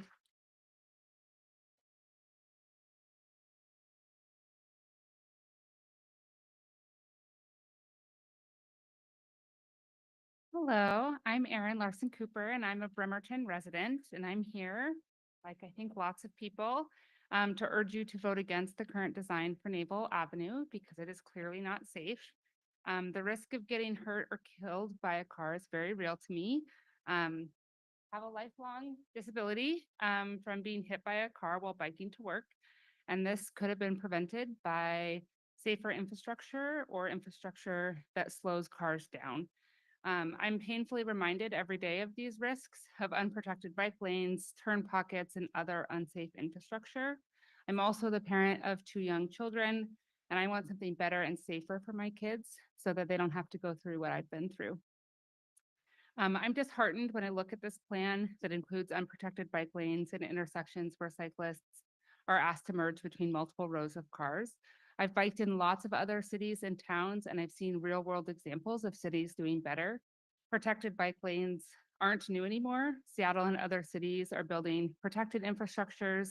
This infrastructure can save lives or prevent others from getting hurt or disabled.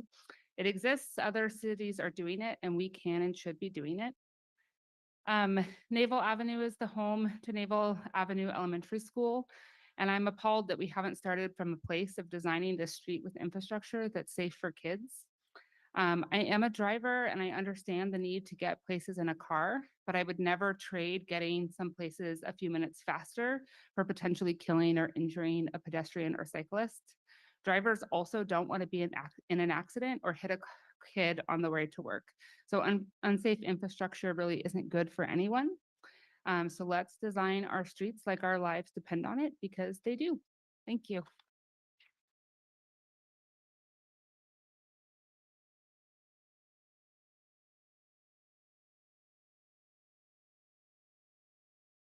Hello, my name is Cedar McGinty and my family loves riding bikes, but we can never go up to Naval because it's not safe and the cars go way too fast. And I have a friend who lives on that street and he and his family cannot ride bikes up the street because it's just not safe for them. And this plan does not prioritize safety. They do not include protected bike lanes or anything like that. And I would just like to urge you to vote against it. Thank you.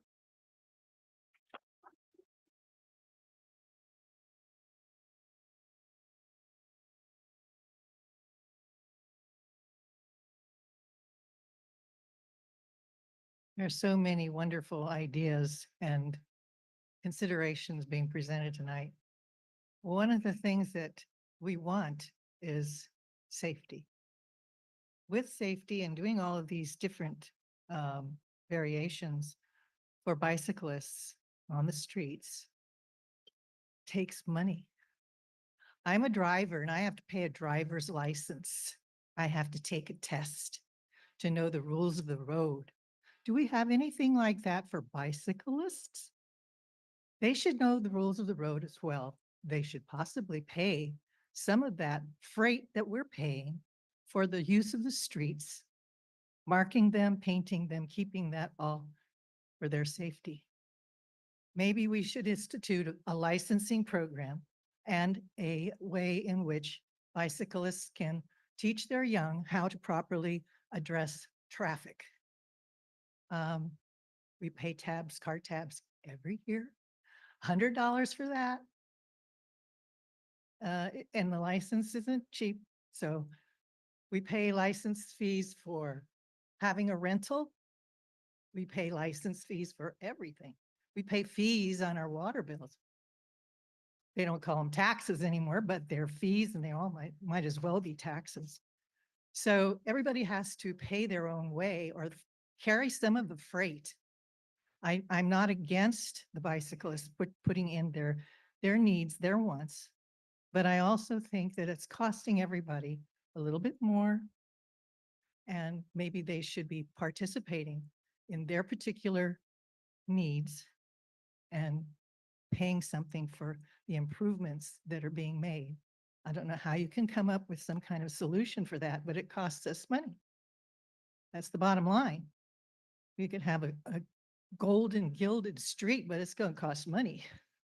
So I'd like the council and the mayor to think about this as an option to kind of help defray some of the costs that the citizens have to pay for these safety features. And I'm really interested in seeing students and children being trained in safe habits when they're on a bicycle. I rode a bicycle. My husband rode a bicycle. My kids rode bicycles, and we taught each other how to do it. I went over the handlebars trying to get off of a street onto the sidewalk when I went into a driveway and got clipped by a little edge of the ramp thing. It is dangerous. It's very dangerous. My next door neighbor got killed, and he was a worldwide traveler on a bicycle. So bicycling is very dangerous. But I think we all need to take a step back and maybe look at all of the things that are going into this proposal. Thank you. Thank you. Before we proceed further, I just want to make a general comment. I think a member of the audience was trying to get me to perhaps do point of order. My emphasis is to give the public as much opportunity to speak on the subject. You could argue that some of what Ms. Long was saying was not germane, but I chose not to shut her off because a lot of the public was also talking. Just keep in mind that there is a tie in what you're talking to about. But what's before us tonight is whether the council should agree with the supplemental agreement for the right of way. I understand you're talking about the project, so I'm letting everybody talk. I got all night. So as long as we're somewhere in there, I'm going to err on the side of letting you talk. All right. So with that, let's go ahead with the next speaker.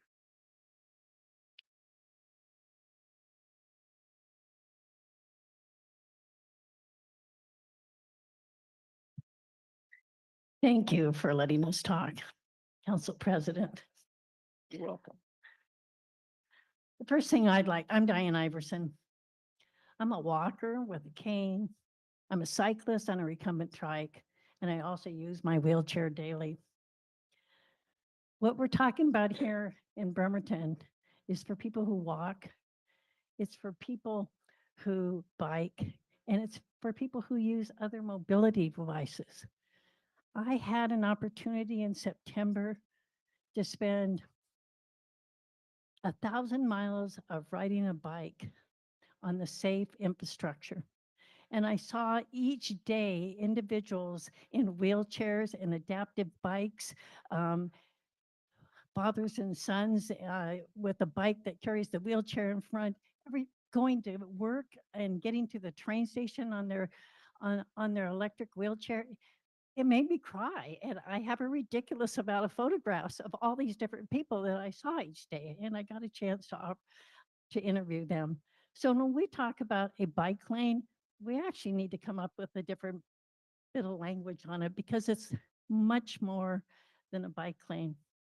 But anyway, that's not in my comments tonight. That was off the top of my head. The first thing I want to do is thank you as a council for being the strong advocates for safe streets. Earlier this evening, somebody mentioned that the Naval Shipyard, we don't want to have too much traffic coming out on Naval.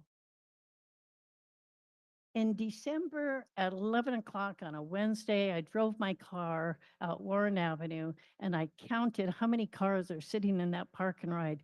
60% of the parking lot was empty. I then went down the road another mile to the McWilliams Park and Ride. 75% of that parking lot was empty. In the joint compatibility study plan, we state we want people to park and ride and get them in other ways because as we grow, we don't have enough space for them in their cars. And yet we're making decisions about a grant on Naval that's making it easier for all those people in their car to still continue to come alone in their car when we have an infrastructure that was already built and it's not being used. So I still want to thank you for your leadership, and especially I've been touched by all the words that have been spoken tonight. So thanks to the community too.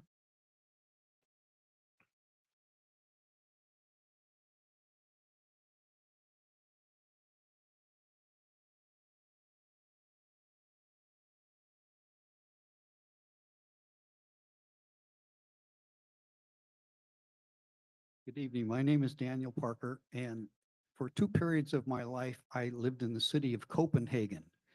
And if anybody's familiar with it, they'll know that it is a highly dense urban area and not dissimilar to Seattle.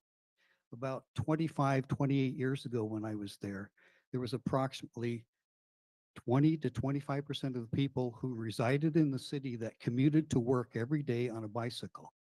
They did not have physical barriers for their bike lanes. They were, however, very well designated with paint and reflectors and things.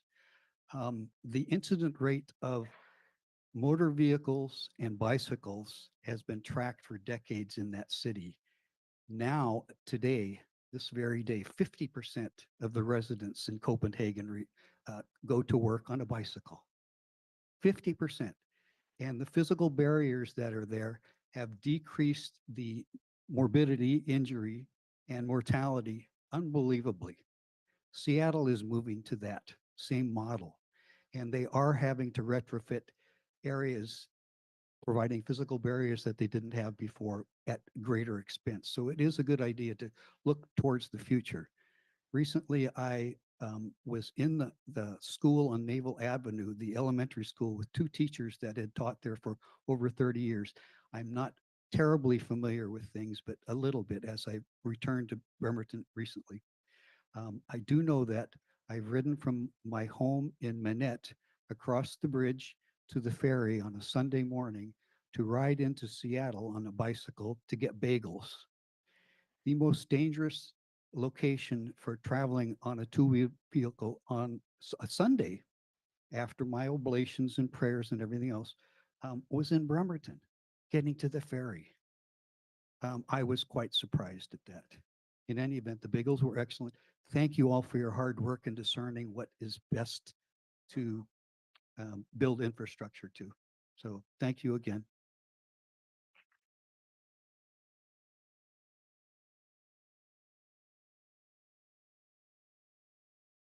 I think we may have some kids that are debating whether to come up. So if you're on the fence, come on up, guys. It's a good experience for you. Uh, Can we have the microphone? Thank you.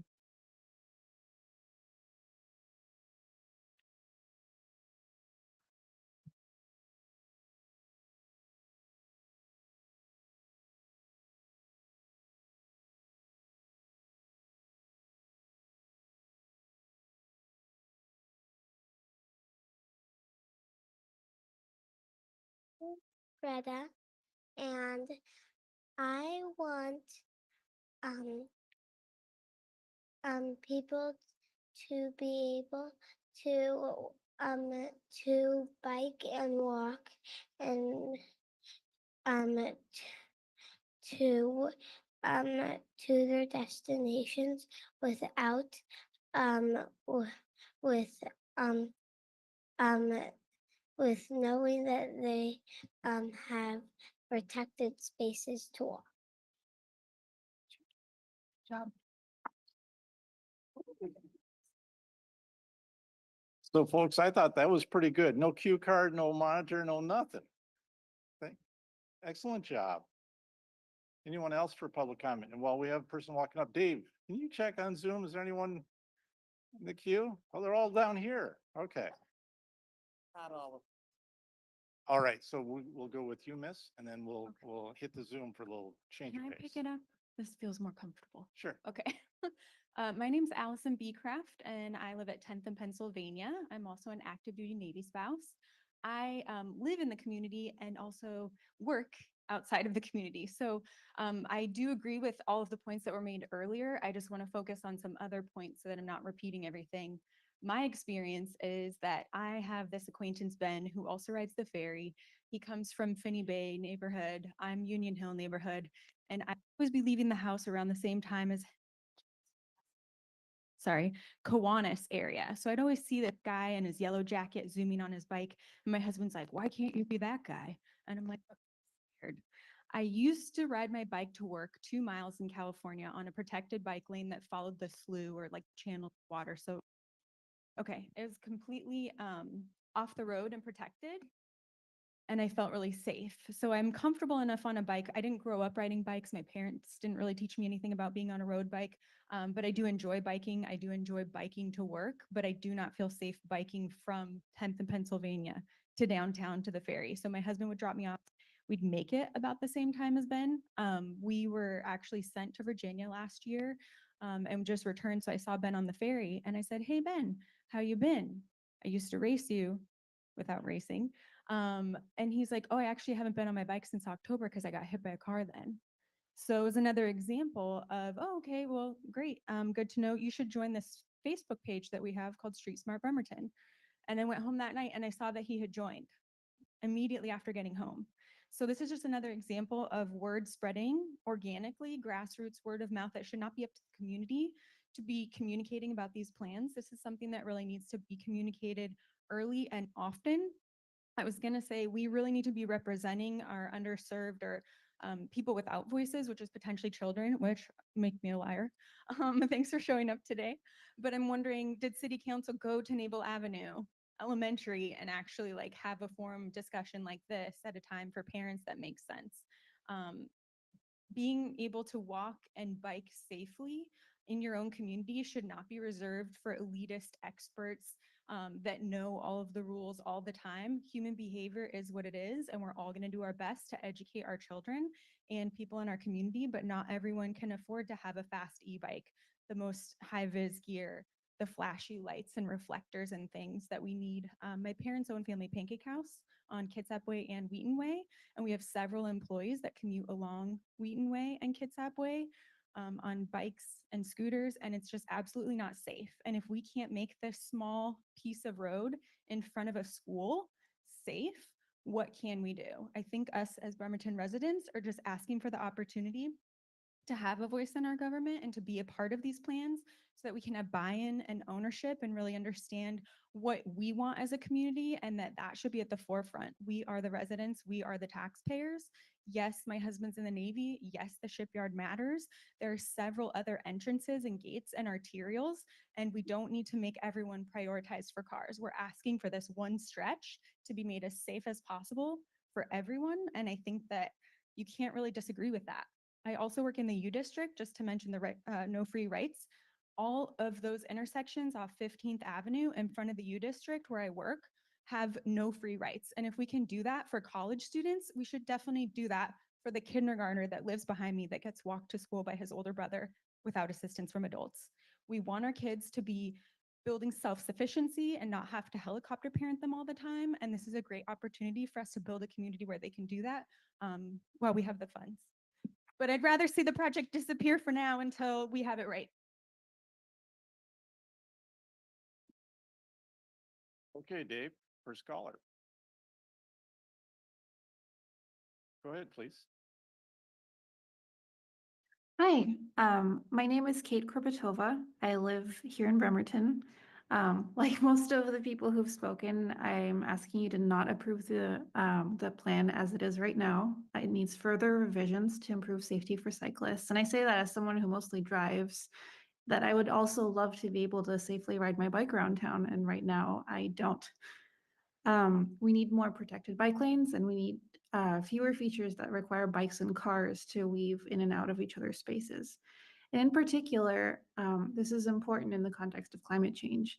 In Bremerton, I feel like I'm cornered into being reliant on my car and therefore on fossil fuels, which is not planning for the future. I would love to live in a future where my family can just use our car for long trips and mostly bike and walk around town, whether that's for errands or family outings. And I would love for my kid to be able to bike to school in a few years.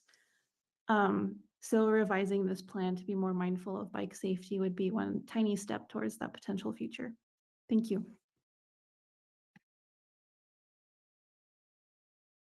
Anyone else, Dave?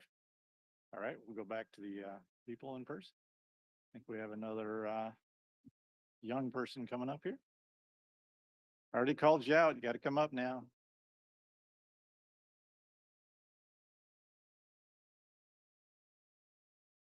Looks like you have some moral support too. Go ahead, please, whenever you're ready. My name is Lucille, and I'm 7 years old. I go to Naval Avenue. I don't feel safe in my street because cars are going too fast. My mom doesn't feel safe because cars are going too fast. I don't feel safe in my neighborhood, and I just don't like it here because it's because of cars. They're too fast. Okay. Well, thank you, Lucille.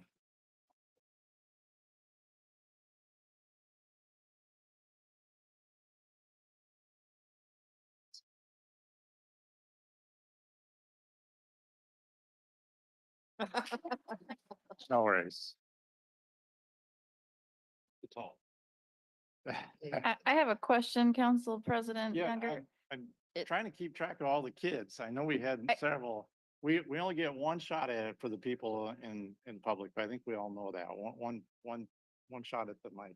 So point of information, is that what I said? If somebody leaves, can they come back later if they haven't used their 3 minutes? They left. People still have their opportunity to come speak, even if they decided not to, right? So, Well, absolutely. okay, all right, thank you. Sure, no worries. You want to regroup? Come on back. Go ahead. Thank you Mr. Merritt. guys for the patience today. Travis from Bremerton. The request is that you vote no tonight on the right-of-way acquisition. I don't say that because I oppose the project. I don't even oppose the right-of-way acquisition. What I oppose is the assertion by Public Works and the city that if you approve the right-of-way acquisition, it greenlights the whole project. No more design work will be done. The 90 plan goes to 100 and that's it. Right? There's grave shortcomings in the plan.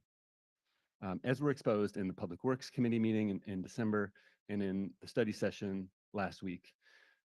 Councilors asked dozens of questions in those two meetings, but they all basically amounted to the same thing. Is there anything we can do to make Naval Avenue safer from the current design? And the answer was no.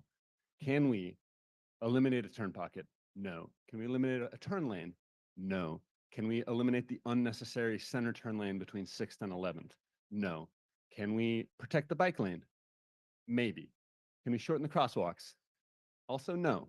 Right? They didn't give an inch. There was no compromise. Right? It is their way or the highway. If you don't vote tonight, we're going to be in trouble. We're going to lose all the funds. It's not true. The original grant for this project was a Safe Routes to School grant. I'm going to read you the website, the washed out website on Safe Routes to School. The purpose of the Safe Routes to School program is to improve safety and mobility for children by enabling and encouraging them to walk and bicycle to school. That's on the very top of that page, right? But the city engineer said in both of those meetings, he didn't believe that these streets, he didn't believe that these bike lanes should be used by children. They're only for experienced cyclists, he said. This is a Safe Routes to School grant that goes in front of a school. And we're not going to build it safe enough for children. Why are we spending $10 million on this street to take a step backwards, right? It's not right, okay? Send it back one more time, separate the right-of-way acquisition, which can continue, from the design of the project, which needs some work. All right, thank you.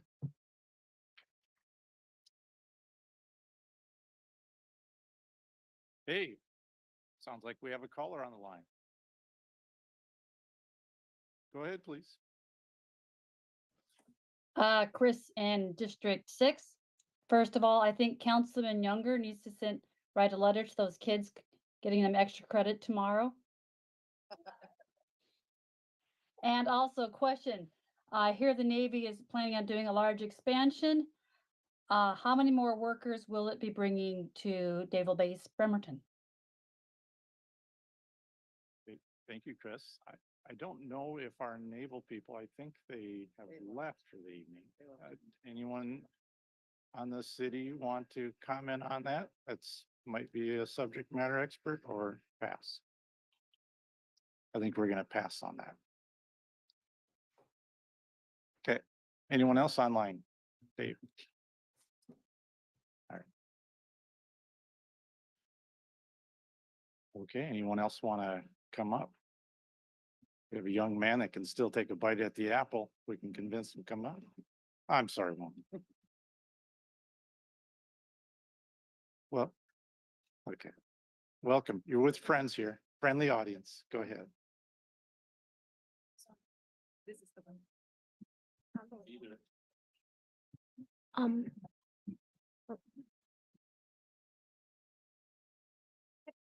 Okay.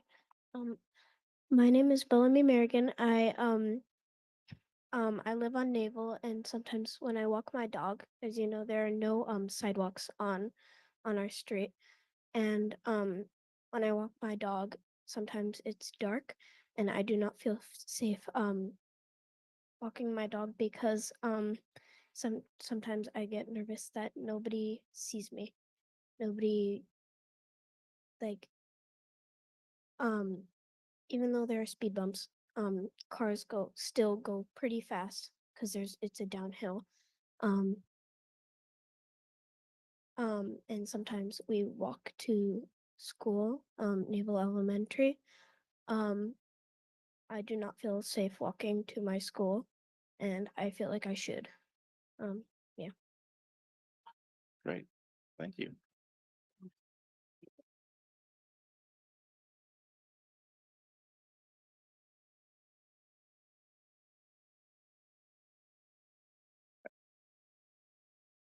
Anyone else for public comment on the side? I'll ask one more time, Dave. Great.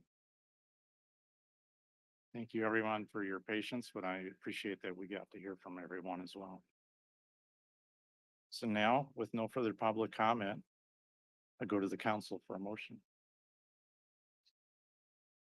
We don't have a motion in a second. We have no discussion. We don't even vote on it. Yeah. Go ahead. Move to approve the supplemental agreement number 4 with HDR Engineering Incorporated for the Naval Avenue 1st Street through 15th Street pedestrian and bicycle enhancement project, and authorize the mayor to finalize and execute the agreement with substantially the same terms and conditions as presented. Do I have a second? I'll second for discussion. Okay. All right, so we have a motion now. I'll open it up to the floor. Councilmember Goodnow. All right. So this project started in my district, and we were able to extend it into the next. Yeah, we've had some lines changed, so it's intersected several. First of all, I want to absolutely thank everybody who came out and spent time with us. This can be very lonely sometimes. So we appreciate the company, and we've heard and we've read, and anyways. I do want to recognize that the city brought this idea forward. I want to mention how Naval Avenue, the city recognized that it was also overbuilt. We don't need that capacity anymore because the main gate has moved down to the Charleston area. So we're looking at ways to give back with the space, right? We're taking back the space for pedestrians, for cyclists. Okay, like that's the idea of what we're trying to do here. And sometimes we talk about adding capacity. We're not talking about adding capacity.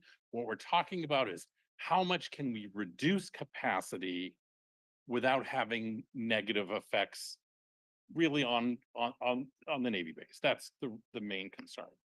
And I know I feel like we've made some changes, but I'm not 100% sure. I think we've been able to eliminate at least one of the turn pockets we're looking at, or is that, oh, that's a 6th Avenue project. Anyway, okay. Anyways, we're not, there's a possibility in a place where if there is a turn pocket, that crossing could get longer, but it's also added bicycle lanes. And so it's sort of a continuum to me. We're trying to, like, honestly, I think everybody thought we were doing great. And then you guys, a couple of you at least, thought we could do better. So now that's what we're trying to figure out where we are with that. Actually, I'm going to hold off on anything else I have because I feel like there's other counselors that are going to be better suited to either bring up solutions or ways for us to get to, I think, some other stuff. So I will wrap up for now.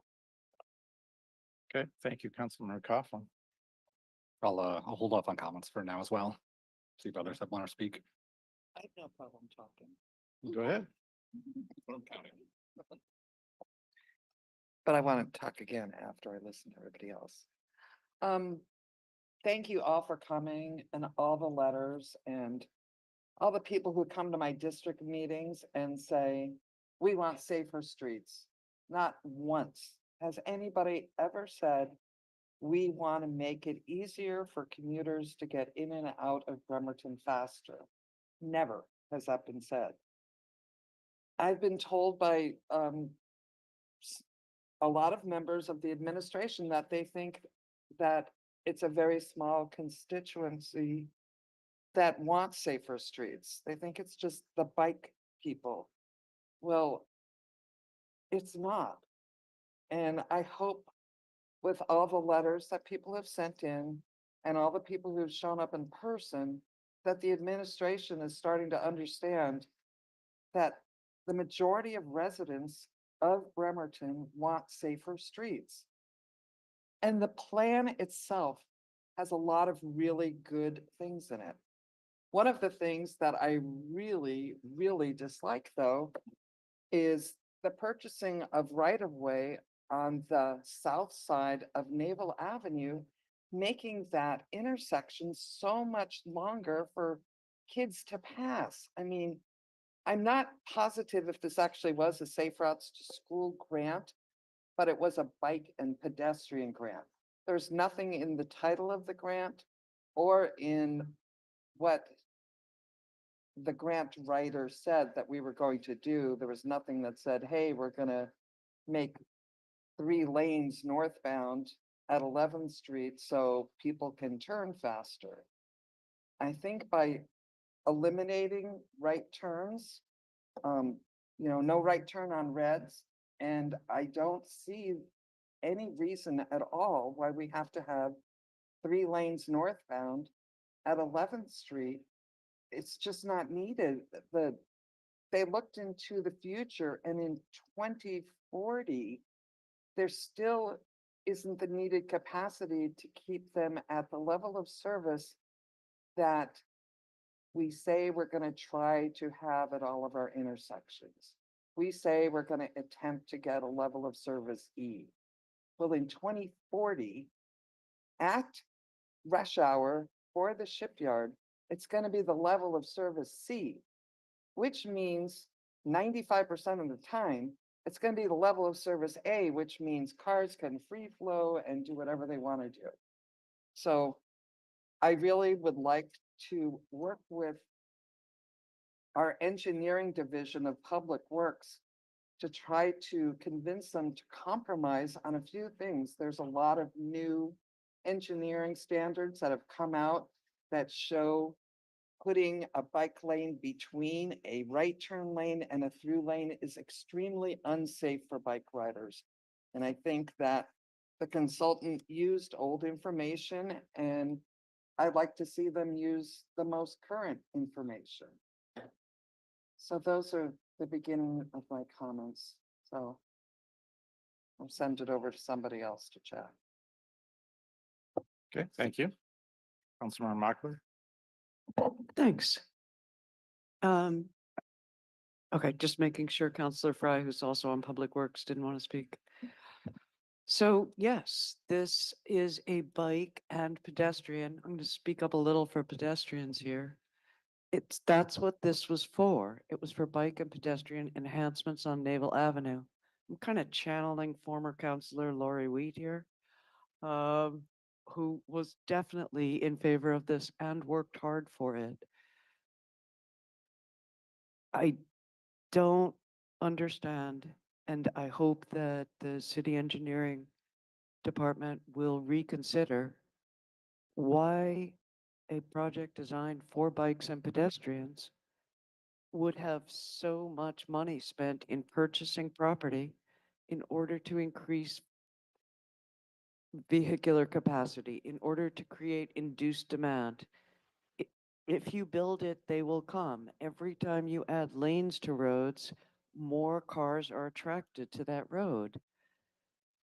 The goal here, we already have no red on red from Naval Avenue, both north and south of 11th. And we were told that this means nothing because it can't be enforced. Well, let's enforce it. Creating a right turn pocket, for example, on northbound Naval Avenue, heading onto 11th, is going to increase unsafeness. It's going to widen the crosswalk.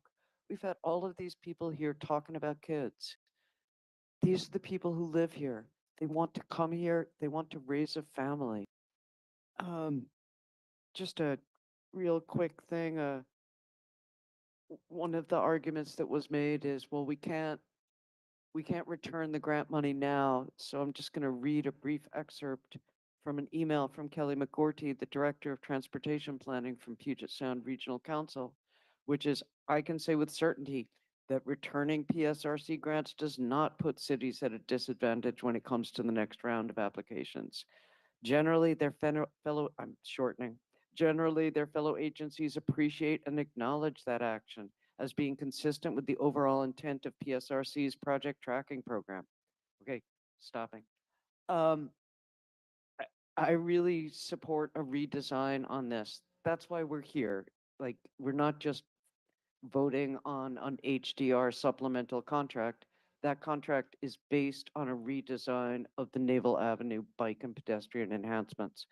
So I'm completely in favor of the Public Works Committee working with engineering to redesign this before we see this subcontract come back to us again. Any other comments? Council President, Councilmember Fry. can I just remind council to speak into the microphone? Because some of you were not able to hear completely clearly. Correct. Yes. Councilmember Fry. Yes, I serve on the Public Works Committee, and I thought we were getting really close at our December meeting. And I think the three of us, well, I'm only going to speak for myself. I'm disappointed. It keeps happening time and time again on any multimodal project. And I think there needs to be a paradigm shift within the administration. I mean, the project has been in the works now for 7 years. In that 7 years, multimodal transportation planning has changed considerably. And yet we continue to have a department that doesn't recognize that, or now is recognizing that actually, but we're not incorporating the best practices. And so, you know, we don't get presentations before they're presented. we don't get materials before it's dropped. All those things contribute. And, you know, if I was a suspicious character, I would think that they're being used in order to wait, hurry up, make a decision. And, you know, we're looking at this differently. I don't think we have enough transportation expertise on staff, and going forward, we need to make some corrections. But yeah, I'm not feeling we're being forced into this. I believe we're being forced into this, and I don't think that that's productive. That's it for me. Okay, thank you. Councilmember Chamberlain. Thank you. I missed the study session on this, but was able to tune in and listen to this portion of it. And I just want to make sure that I've got some questions I just want to reiterate for the public, and for my own self, that maybe I missed, maybe they were asked and I missed them. But can you, I'm just curious a little bit more about the funding that we stand to lose. Can you tell me, delineate the different types of funding that we are at risk of losing if we stall on the project? So let me start with the design grant that we got. That was not a Safe Routes to Schools grant. It was a bike ped grant. It's similar. Sounds similar, but it's not a Safe Routes to Schools grant. It was a bike ped grant. Bike ped grant. And it's a state grant. And so that funded the design plus match. And I think we're at around, I think we spent about $900,000 on design to get to 90%. So we're close to $1 million in design money spent. So once you get through your 30, 60, 90% design, then you should have an established enough design to understand what kind of right-of-way acquisition you need for the project, right? So the grants that we got for right-of-way acquisition, we got 2 grants. I'm sorry, just pause for just, and I don't Yeah, mean to cut you I'm off. sorry. I don't mean to be, my question is the funding that we stand to lose. Yeah, that's the right-of-way Okay. acquisition Thank money. you. So we had 2 grants that were accepted by this council, I think it was this council, not all of them. Jane wasn't here. So we've accepted the funding from PSRC to fund right-of-way acquisition. The next Okay. step is for us to obligate the money. So there's a process for that. And then once you obligate the money, which we did in September, which says, hey, we're ready to use this money to go to right-of-way acquisition phase, PSRC and WashDOT expect us to show progress on the activity that they're funding. And the way we show progress is by our reimbursement requests. Every month you do a reimbursement request on the grant. You're spending money, they see you spending money, that means you're active. If you're Sure. not doing that, you go to an inactive state on the funding. Okay. And I'm not sure where the threshold, I've never We done. don't know the threshold, right? I don't know where the threshold is when you go inactive, but any period of time, you know, isn't good. So right now we're about 3 months into an inactive state on the project. And this would put us in an active state if we can hire the consultant to have them start billing, and then we can start getting reimbursement, and it will show active use of the grant funding. If we don't do that, the clause that was shown in the presentation earlier is right out of the award letter that says if you go into an inactive state, the funds can, you know, be de-obligated basically. Okay. Thank you. And I just want to say, I personally know the level of work that you guys are putting out. Y'all, I shouldn't say you guys. I looked right at Vicky and said you guys. I don't believe there's any concerted effort to try to pull the wool over our eyes. That's my personal opinion. I want to thank you for the work that you've done. Okay. And I just am trying to get down to the brass taxes on this. I really appreciate the work that you've done time and time again with different councils who have changed their mind on some things. Now, I think that's all the questions I have for you. I just wanted to make sure that I understood it was PSRC funding that we are at risk of losing. Can I clarify a couple things that I've heard tonight too? My next question, I do have one more question. And that's, have we ever been put into the status of inactive? Not that I'm aware of, and we work really Awesome. hard not to do that like that. We don't Sure. want to bring funding approval to council and then not work diligently on it and then have it disappear. Spending some of the money and then having it deobligated means we'll have to reimburse probably whatever we spent. We haven't spent any of this right-of-way acquisition money yet. Okay. So there's that. And regarding, I would love to cede to Council President on clarification time. Right now, I have no other Sure. questions for you. I just Okay. have some, I really appreciate you. I have some just further comments. And I don't know, y'all have spoken. That's all I have to say. And it's really nice to see a large group of people coming out to make known what they want and what they need. I really appreciated Counselor Goodnow's comment about we were doing really good, and there's some folks that want us to do better. And so that I really appreciate. I'm also a bicycle rider that has stopped riding their bike for quite a while because it didn't feel safe. And if anybody has, this is probably not germane, but if anybody has any recommendations for a bike technician, I have 3 bikes in my shed that need some work. And so one that I've had since I was pregnant. When I was pregnant in this town, I used to ride my bike to Seattle, and it was safer to ride to Pioneer Square back then. And this child is 24 years old now. Than it was to ride to the ferry terminal from the east side where I lived. All right. So, and then I really appreciated Miss Iverson's comment that we need to be thinking about these protected lanes as more than just bike lanes, that they can be used for so many more things. And I think about that as I watch some of our elders in my district going up Pine Road without a sidewalk in their electric wheelchair. So anyway, that's where I stand. That's all I have to say, Council President. It's up to you now. Okay, anyone else with a first round?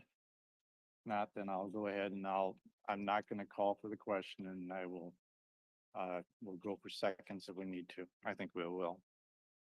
So first of all, Mr. Lever,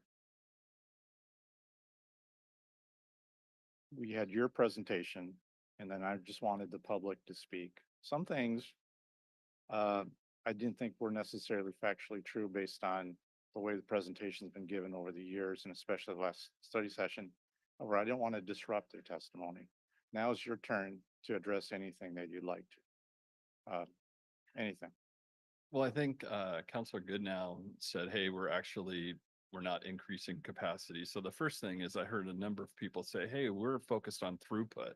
We're trying to increase throughput. This is a road diet project. This is reducing the number of lanes, trying not to overly reduce capacity. But the focus on the project is providing bike lanes, now protected bike lanes or painted bike lanes. The focus on the project was bike lanes and improved pedestrian safety. So I was not involved in the stakeholder meetings, and those happened, I think, in 2020, 2021. I think Councilor Goodnow was in those meetings. It's my understanding that when we weighed bike lane safety and bike safety versus pedestrian safety, the leaning was towards pedestrian safety. So there's 8-foot sidewalks on this project. If you want a protected bike lane, that takes more than 5 feet to have an actually, protected bike lane with a buffer and with improvements that go with that. So I think the decision was made during that stakeholder process to go with wider sidewalks, which if you want your child to walk safely to Naval Avenue School, well, there's an 8-foot sidewalk there for them to do that. And if you want them to bike to Naval Avenue School along Naval, there's a wide sidewalk for them to ride their bike on. I'm not sure we're ever going to, and I think I could be taking some heat for this, but I'm not sure we're ever going to have an all ages and abilities bike lane improvement on Naval with the constrained right of way that we have there. So we tried to reduce lanes. We put in wide sidewalks. We're putting in bike lanes that are painted bike lanes. There's some conflict paint that goes with it. We talked about adding maybe tubular markers to try to increase safety and have a vertical element associated with the bike lane. I think we can still do that. But if you want to truly protected bike lane per the standards that we have, then you need 7 feet for that. And if we're going to put 7 feet on both sides of the roadway, we're either taking that from the sidewalk or we have to even go get more right of way. So this, and if the answer is keep 8-foot sidewalks and put in 7-foot wide protected bike lanes, then we're going to have to like wait on this right of way acquisition process and go back to redesign. And then we'll have a better picture of how much right of way we need. And it's going to be much more than the $3 million budget that we have right now. And I think that's your decision that you're trying to make. Like, do we want to stop this project, go back to redesign, which is your decision. And I'm sorry that Councilor Fry thinks that we're forcing this on you. We feel like we've been talking about this for 7 years, right? Really, I sincerely think we've been talking about this, and we are not, we're not trying to hide the ball from anybody.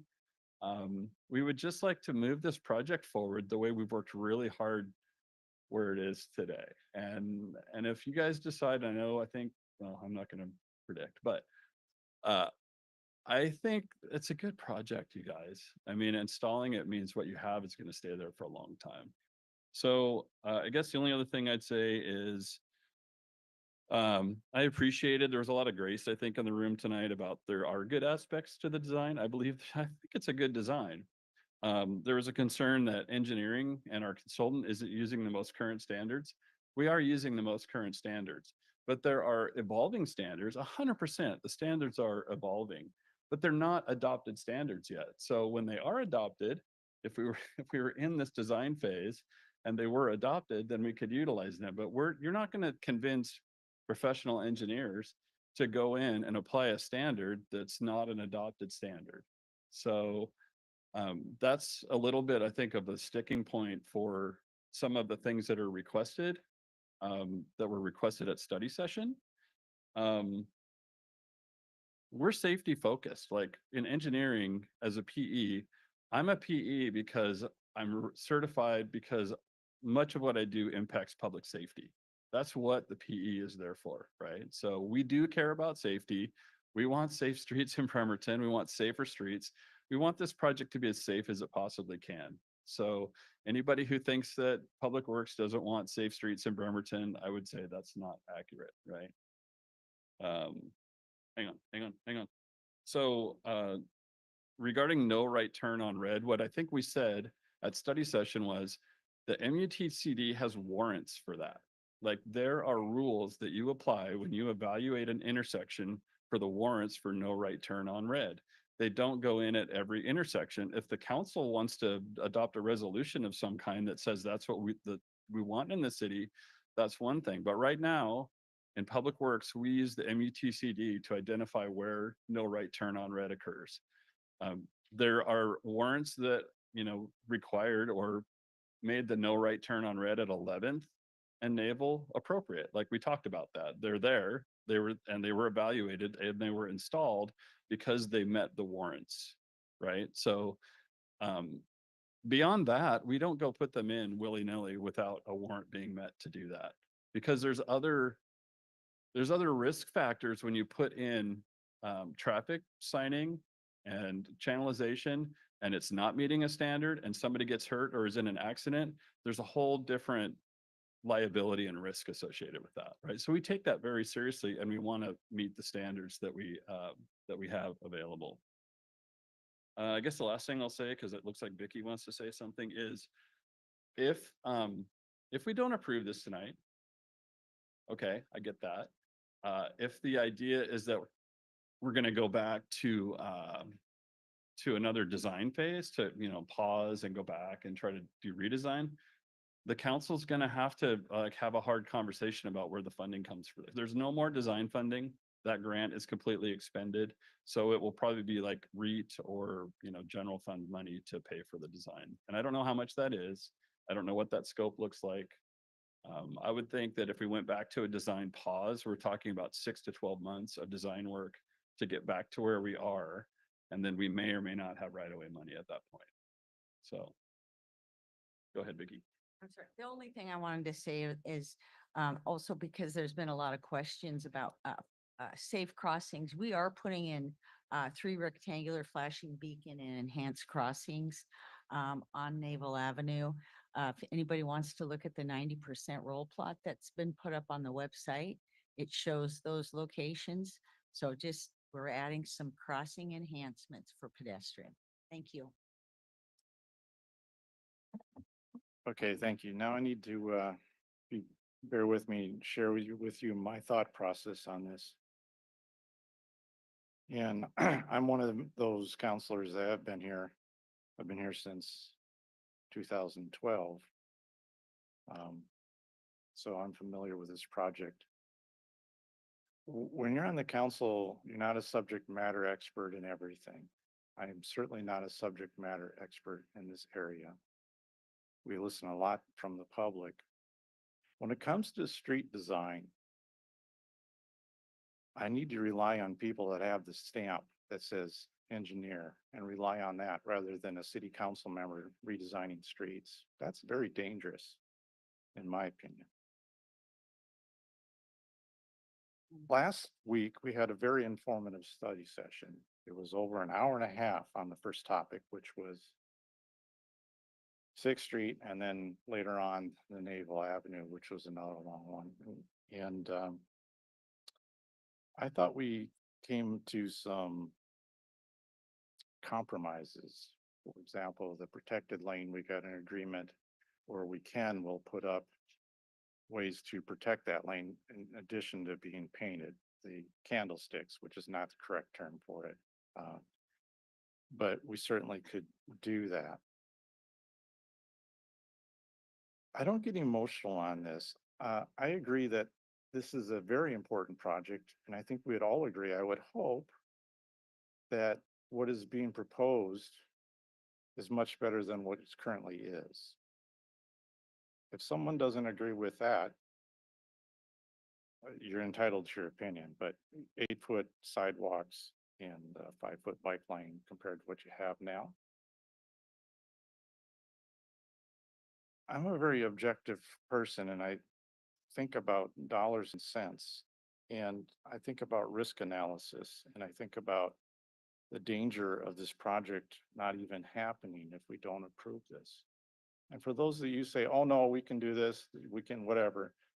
I think everybody on this council is keenly aware, or has been made aware of the pending budget problems we're going to have in the not too near-term future.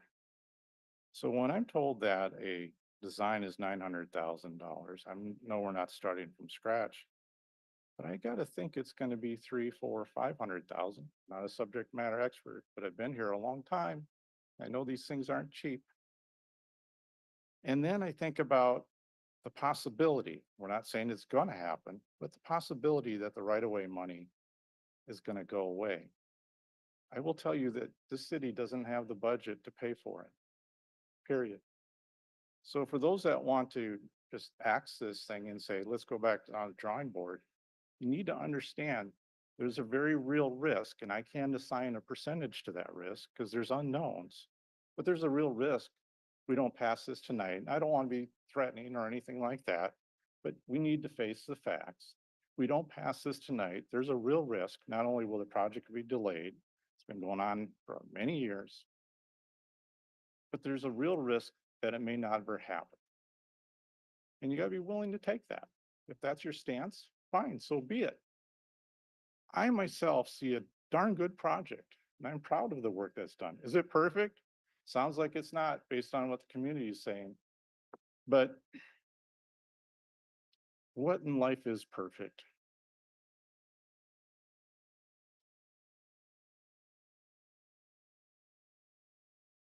I'm good with the project as is. I think it's a definite improvement. And it's a certainty if we pass it tonight. With that, I'm going to go ahead and open up any other comments from the council. Do we have any? Ms. Revelowski, actually, Jeff, did you have your hand up? Okay, go ahead, Ms. Revelowski. I think there's very minor tweaks that would make a huge difference. And I don't see how it could possibly take 3, 4, or even 6 months. And I understand what Denise was saying, I mean, if this was ready to come to us in September, and here we are in January, and it's like, the project has just been sitting and now we may lose funding, where if this conversation had taken place in September and we had 6 weeks to work out the minor changes that the community thinks, and I think, and other people on the council think, are gonna make a huge difference. So, I just don't see why waiting a couple weeks and us going back to the Public Works Committee, where we thought we had made some sort of compromise with staff, and then we found out last week that there was no compromise. And they didn't promise that they would even put T-sticks up. They said they would, last week, that they would consider them. So, I think a minor stop for at least a portion of the project. We had asked that they go ahead with the right-of-way acquisition, except at certain turn pockets, which would be 90% of the right-of-way that they need to acquire. So they could move forward with that. Well, we debated about the way they're forcing a bike lane into the middle of a right turn and a straight turn. And that is not safe. I don't care if you put concrete barriers on either side. That is not safe for a cyclist or a child. So I would like to see us move the Public Works Committee go back. We have a Public Works Committee meeting next week and talk to staff again with our concerns and research. Point of order, was that a formal motion? Oh, that wasn't formal. I would like to, sorry, But I am ready to make a formal motion. I would like to hear a formal motion. If you're thinking about making one, let's go ahead and just do it. Not waste time. Okay.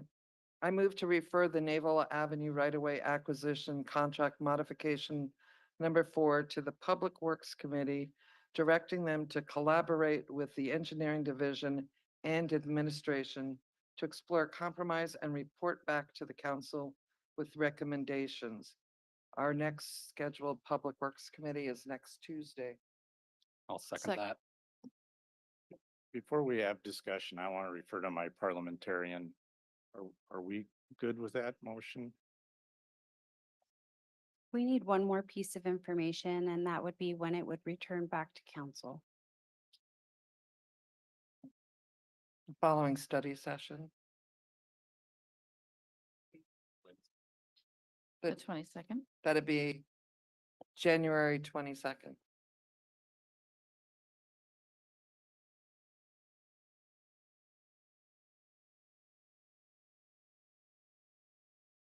Point of information, are you saying it would be, we'd be voting, we'd be taking action at a study session? We'd bring it back and tell you what our recommendation would be. Okay. So Should I- the proposal would be the first council meeting in the beginning of February, whatever that date is, February. Don't have a calendar. 5th. Are we good enough to piece that together? Yes. Okay, Mr. Lever, I know you want to, I think what I'm we just need, here in case you need to talk to me, so. there you go. So I want to respect the council. We got a motion on the floor. And it's a valid motion. And Correct. so I'm going to call for actually, I'm going to have you do it. And this is the vote on the amending this item. Actually, we're able to debate on this. Oh, very good. And This then is we'll a call for the amendment. debatable motion. So now that I've had a motion and a second, it's open for debate. Councilmember Revelowski. I made my motion. I'm not going to debate against it. Comment. No worries, but that's usually what happens. Robert's rules, I'm sorry, Discussion. council maybe I need discussion. to open Robert's rules up again, but usually, okay. And then we had a second. Whoever made the second, would they like to comment? You don't have to. That was me, Council President. Sure. I haven't spoken yet. So All right, so thanks everybody for being here and all those who are speaking up and online and writing in. It's pretty clear the administration communication on this project hasn't been super effective for whatever reason. I mean, we're hearing from a lot of people who live along Naval Avenue and are, you know, if you agree it's reasonable or not, are surprised by the project at this point.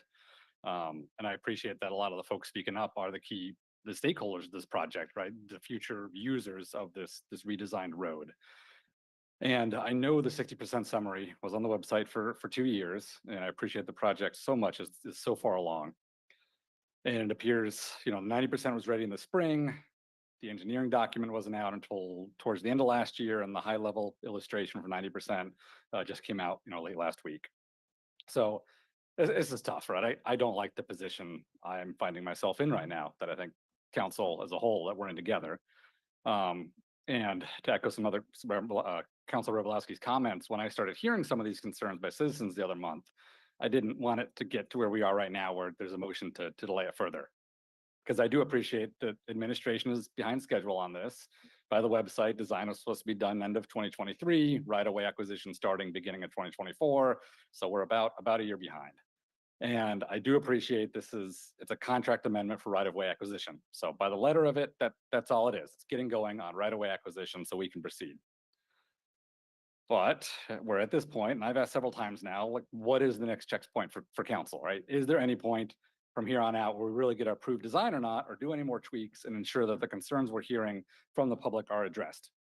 And I know there's a public meeting planned in spring to communicate the current 90% design, but there's still no checkpoint that I see. Like, this is it.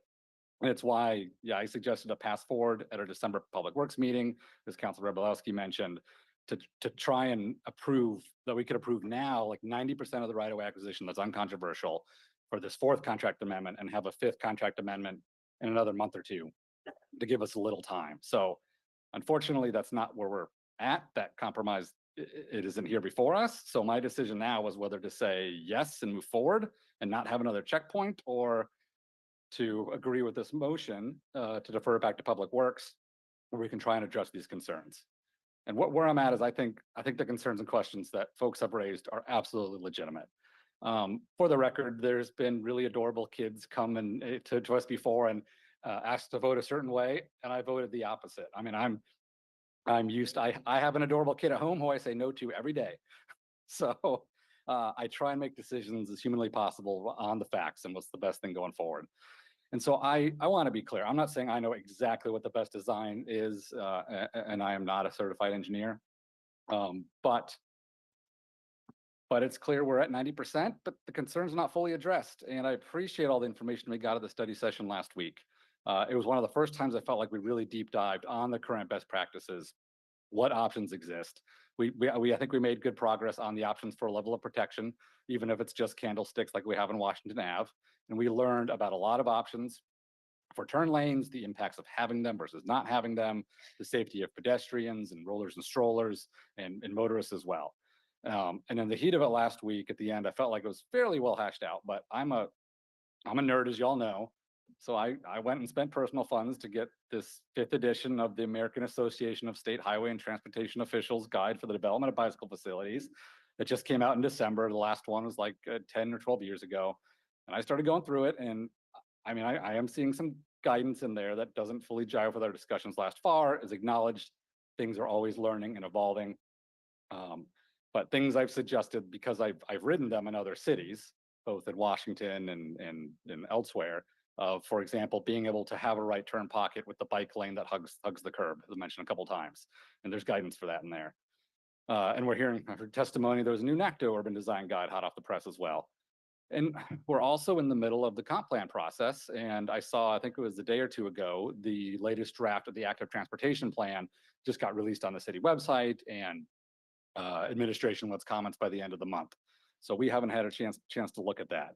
We're also talking about 6th Street, and I really appreciate that. We are learning a lot right now. Things have changed quick. So to wrap up where I'm at, I want this project to be as safe as possible.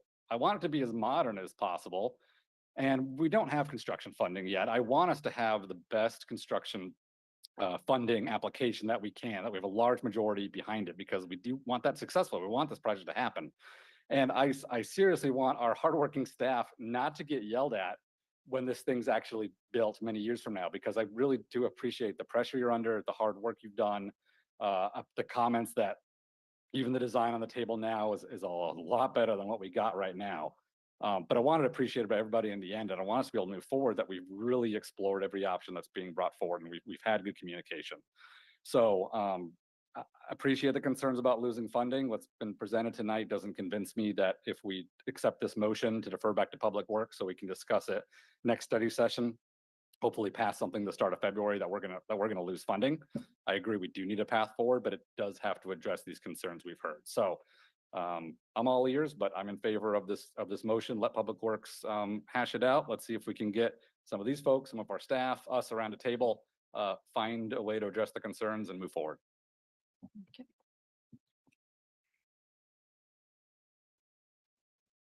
Councilmember Chamberlain. Yes. Wow, that was a weird one. Yes, okay.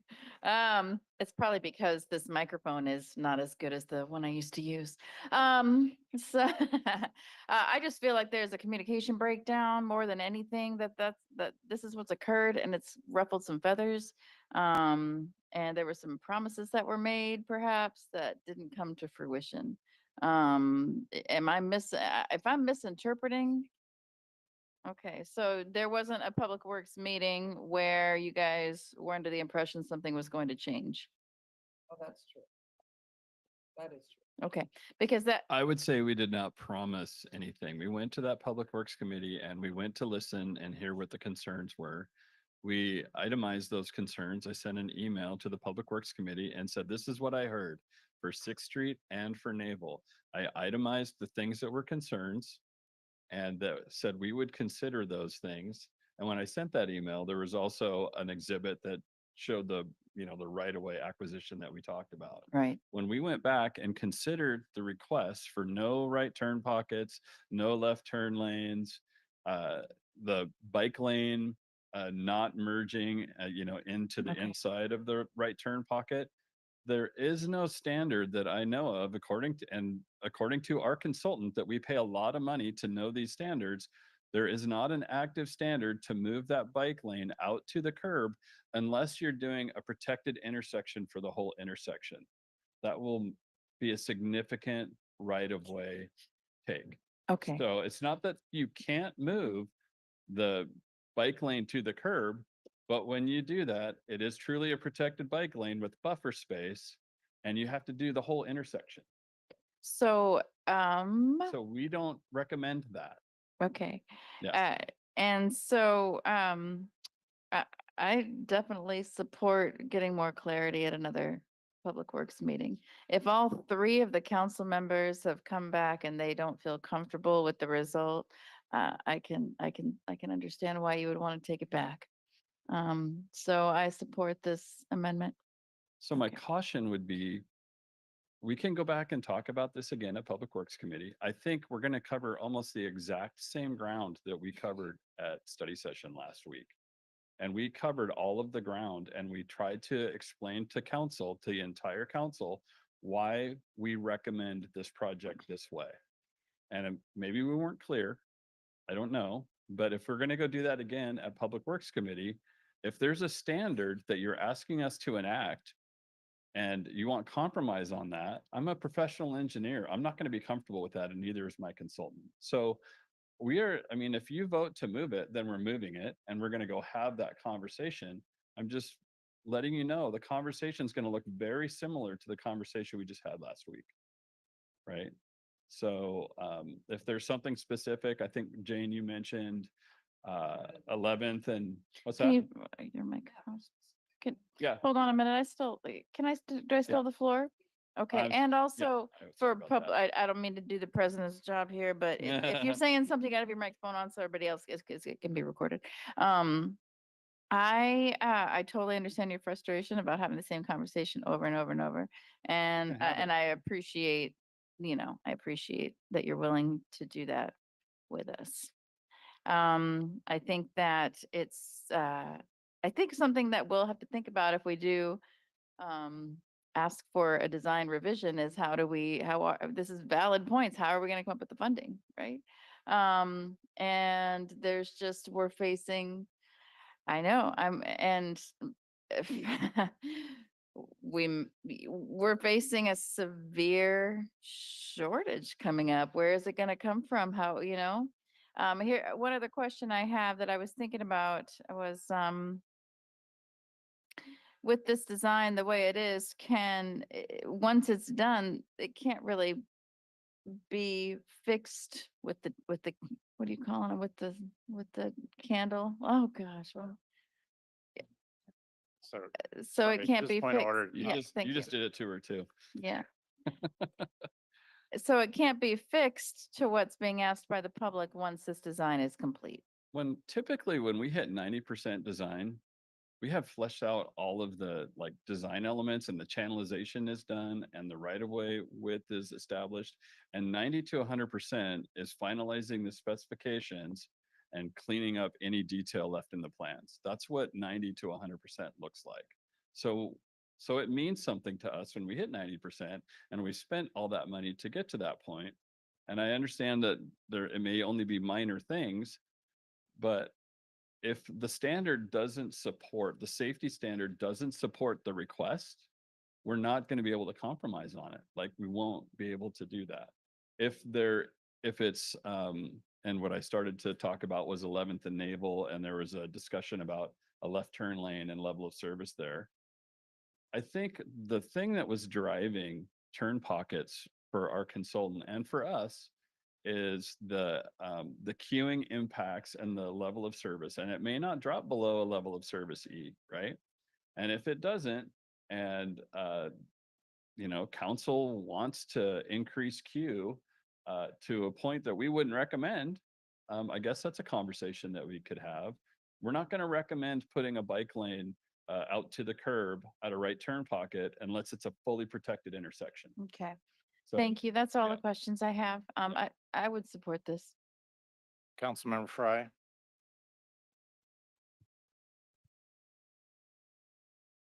Yeah, I'm sorry, Ned, if I offended you and staff earlier. I truly am.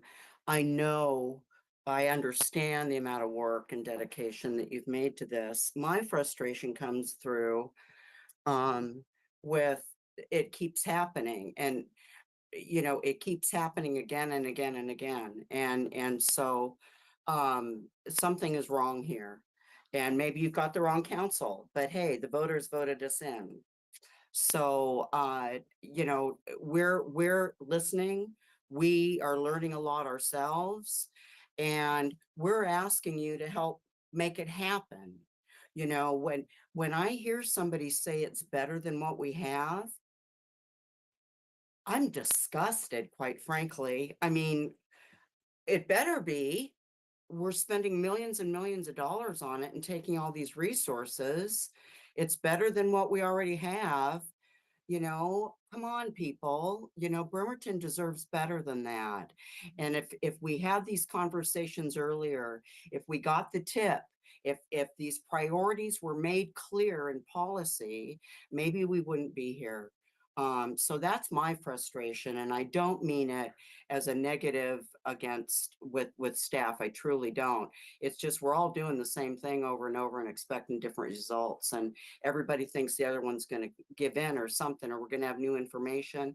But I want to know why all these other municipalities have it and we don't. If it's not standards, then how are they doing it?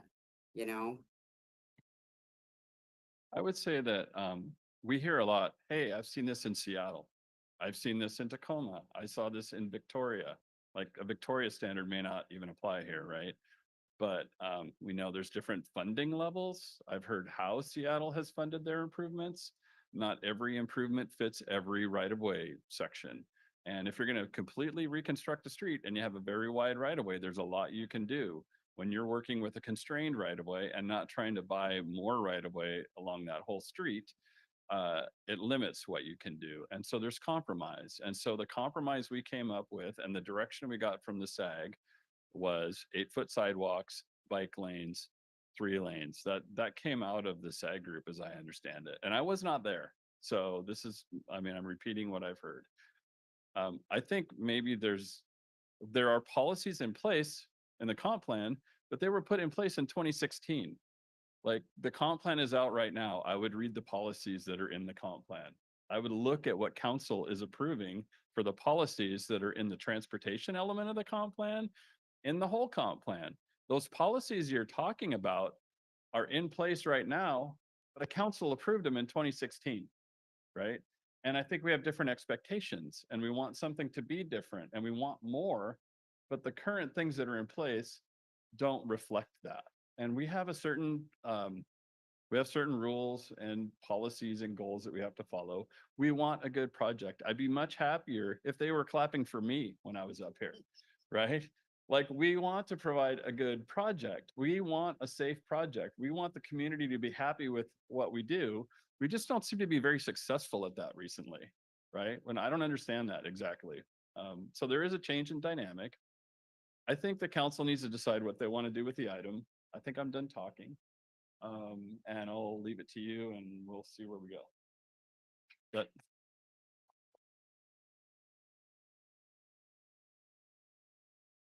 So point of order, I mean, I hate to be the bad guy, but this is a council meeting, public comment period's over, so.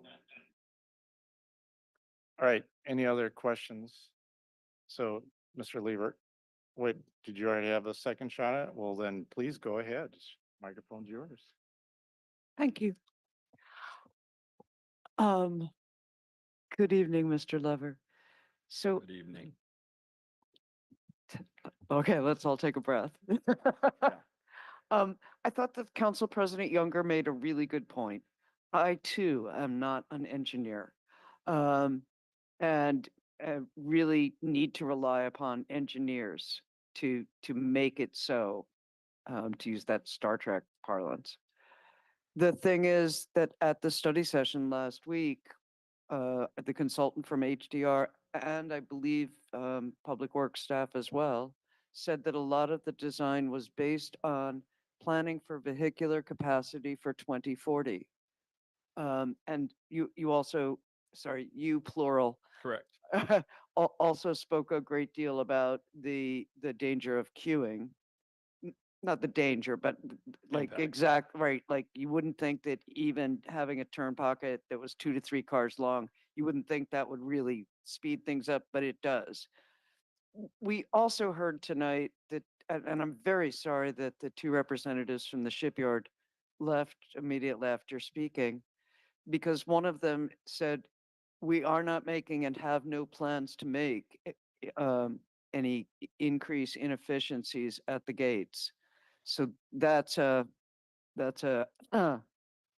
flaw in our partnership, to put it real politely. So it's too late for me to go on and on about how I used to be a biker for years and years and bike to work and everywhere. I'm just going to say, I think you guys did a great job working on this. And that it's one of the reasons that working in government is tough, because your bosses are always changing. That was my experience when I worked for various cities and states. So I am in support of this amendment and I'm stopping. Okay, it's not my turn yet. Go ahead. Okay, yeah, I guess you might as well just stand there. I don't know if I have any direct questions for you. The way I look at this is that, like some level of bike protection could happen. It'd probably be T-sticks because of the space that we need to the future. So to me, although feel free to email us about that, because we just keep hearing the word protection and we know that a T-stick isn't really like physical protection, but anyways, the candlesticks or whatever. And then to me, the right on red, we can handle that at another time too. Like that to me, those aren't worth holding this up. I did have a question, I guess, is if we were to move forward with the right of way acquisition and then negotiate something, even purchase it and then not use it, is that problematic? mean, we probably do that all I the don't time where we know. think we're gonna use some space or. Yeah, I don't know. We would be negotiating for a fair market value. There's a very prescriptive federal Yeah. process that goes with that. If we end up not using it, the property owner will have been fairly compensated for that. Yeah. You know, it's a negotiation. It's pretty robust. So will it be a problem? I don't know. I've never done that before. Yeah, I definitely feel that there is no. I just don't see us getting funding to re-engineer this. I just don't have any idea where we would get that. With the exception of holding off on the project longer to maybe try to find some other funding. I did want to also address the feelings that like, you know, I think this might have been the first time. So this 2020 COVID, I don't know if anybody heard of it. Mhm. Like I think this is one of the first times we ever did virtual meetings. And I can tell you that during COVID, many of us were less engaged in general. And we've learned, we were taking comment over Zoom now, you know, that wasn't just a temporary fix, you know, things have evolved. This council's involved, the engagement of especially the biking community has really involved, like, and I just think somebody said that was at the NACTO standards came out yesterday, like, it's evolving. And this is a 7-year-old project. I just, you know, I don't, what is that saying? Like, you don't want perfection to be the enemy of progress, like, Enemy of the good. oh, good, or good progress. It was written on the council whiteboard for weeks and Well, weeks and weeks yeah. at one point. So, yeah, well, anyways, Yeah. I can, there's a few of us that I think have probably used that. I think, you know, I just don't want us to kick the can down the road to, you know, just again and get similar results. You know, I was unaware of how dangerous the turn pockets were, you know, until just recently. I don't know. I'm really struggling with this. It's also tough too because, well, not necessarily with the amendment, but in general. I don't know if you guys know, because I made the motion, I'm sort of obliged to vote yes. Or I could kill the whole thing by withdrawing my original motion and we're done for the night. Oh, So no, Julie. I'm not doing that. Anyways, yeah, I don't, you know, I guess, you know, part of me wished there was, I'm kind of maybe throwing this up to the community. Like, I almost wish that I just feel like there's this like all or nothing, like this, like it's either this or nothing. And is there any room?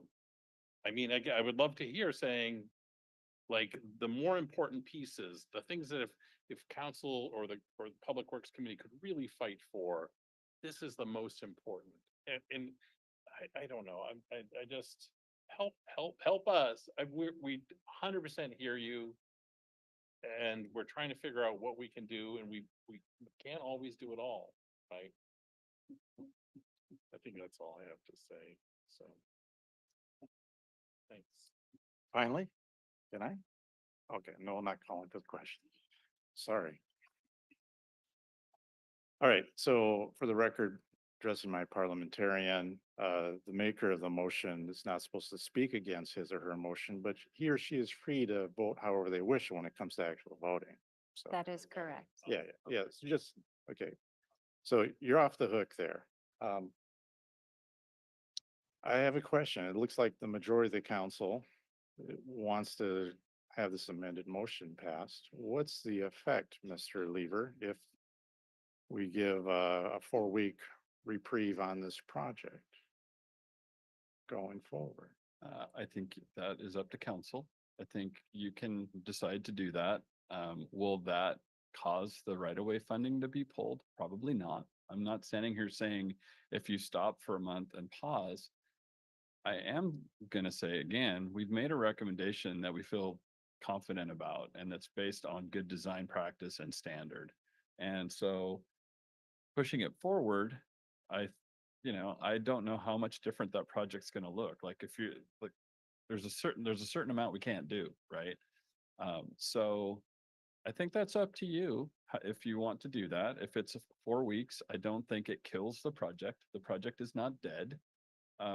We do need to start showing progress on a right-of-way phase soon. I do think if the decision means there's a significant redesign of this project and we're going back to the drawing board, I think that means you're probably not going to hang on to this money. Honestly, I've never been in that situation before. I'd rather not be in that situation. I don't think any of us want to be in that situation. And I personally think that will make it that much harder for us to get funded again. Yeah. Once you have it and you let it go, there's other people that were competing for that money that aren't able to use it right now, right? So, but I think a 4-week pause isn't the end of the world. I'm not sure where we end up at the end of 4 weeks after those discussions. Just because Seattle has done something doesn't mean that we can or have the funding to do it or have the right of way to do it or don't have other constraints with the right of way that impact that infrastructure. Driveways matter, right? So I think a 4-week pause isn't that big of a, it's not the end of the world. It's not great. I would prefer not to do that, honestly. All right. But I don't think it kills the project, right? So I feel for you. I feel for you. I feel for Public Works staff. Ms. Grover, your project, I feel for you on this. It's been going on for years, and then you get this moving target. You get these new standards that come out. You're designing to what was in current best practices is what I'm hearing. And then we got a new manual come out, whatever, a week, 2 weeks, a month ago, just published, hard to get. You don't call me, oh, it came out 3 months ago, you're a liar. Don't do that to me. Well, my point is, that's tough. And then you spend $900,000 based on best practices, arguably, and what you feel as an engineer is the best practice. And then you have the rug pulled under your feet. And you're still to this day saying this is a safe design, this is good, this is a good compromise for, it provides a sidewalk, it provides the bike lane. But you got people that want it better. And again, I struggle with, if this goes back to the drawing board, you can't just go ahead and figuratively just do a little pencil correction. It's going to cost us $300,000 to $500,000. Depending on what I'm hearing from the public and all these changes, I think you're going back to the drawing board. But no, I don't want to open all this up again. Not a subject matter expert, but based on what I was hearing last week during the study session, you guys, the engineering staff was pretty much dug in saying, okay, we can compromise on this. If not, we got to go back and draw. This is tough, but you're telling me it's okay to have a 4-week delay. It's not ideal. Now, my challenge to the council is, okay, I can go along with this. Or I want you guys to tell me where the money's going to come from. You don't have to do that tonight, but keep that in mind. You're delaying this project and you're putting it at risk, and that's fine. It's your prerogative. We all have one vote. Be prepared, and it's not a threat. It's facing reality. I'm sorry if I'm the bringer of bad news. Y'all, oh, what's he talking about? I'm talking about reality here. Where's the money coming from?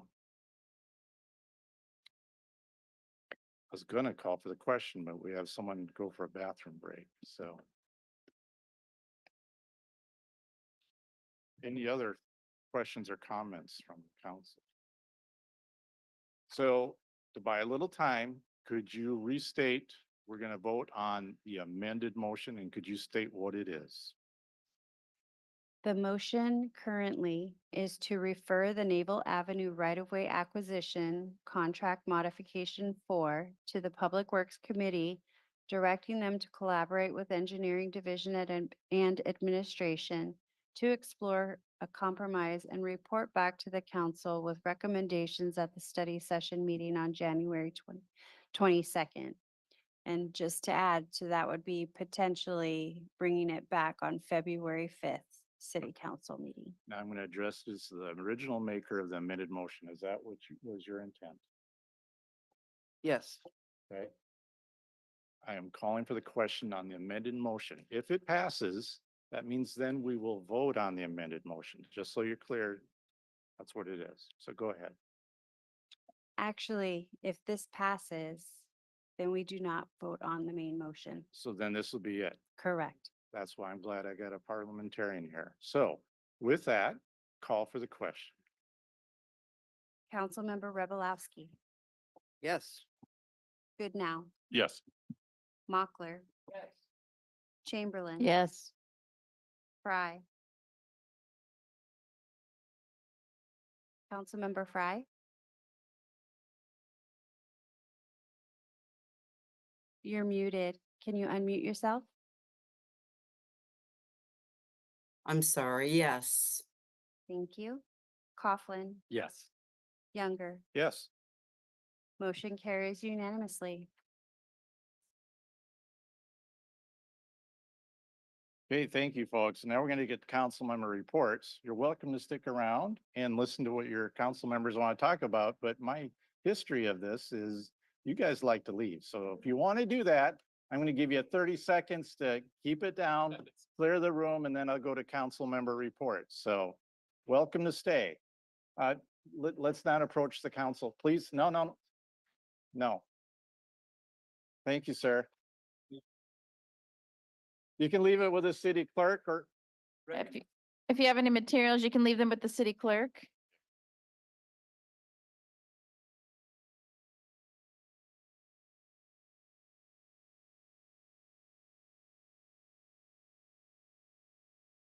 Bad they're all leaving because I'm never going to get that recommendation for a bike technician. Thanks. All right, folks. This needs more Now we're than going to free. turn to the part of the agenda, which is council reports. It's the last council meeting of the month. So that means I'll go to council member Mochler. Sorry, it's been a long night. As in the future, maybe a break. May I have the first slide, please? Okay, next slide, please.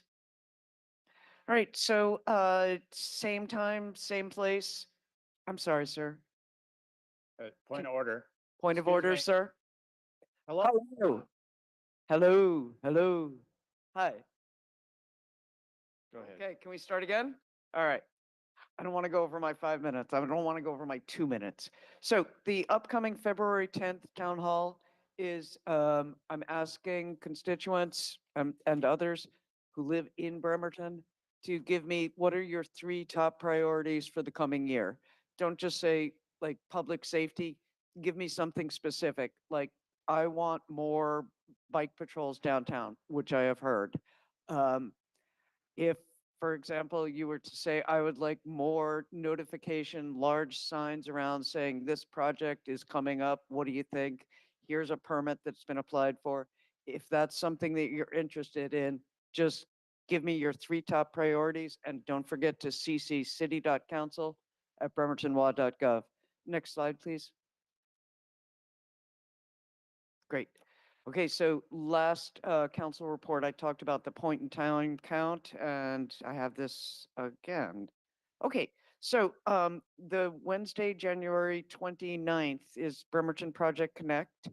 And if you know anybody who needs services or often wants to recommend services, lots of owners of small businesses have people who come in to shelter from the cold and they need services and the small business owners don't know how to help them.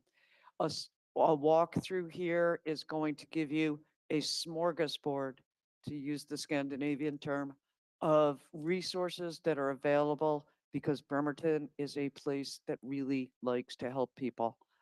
I would ordinarily go on with philosophy, but I feel it's 9 o'clock. Thank you and good night. Thank you, Councilmember Goodnow. No report. Thank you, Councilmember Revelowski. Tomorrow night at 5 o'clock to 6:30 will be a district meeting. I hold them at the Bremerton Food Line. If you can, please bring a couple cans of non-perishable food. And my main speaker hasn't confirmed yet, so we may be talking about one thing, or what I would really love to hear is your concerns throughout the community. Thank you. Thank you. Councilmember Coughlin. All right, thanks, Council President. Want to address the public recognition from a few hours ago. I always like to start with that. For sidewalks on Finney Bay, I don't want to say our sidewalk crews are awesome. They do a ton with the resources they have.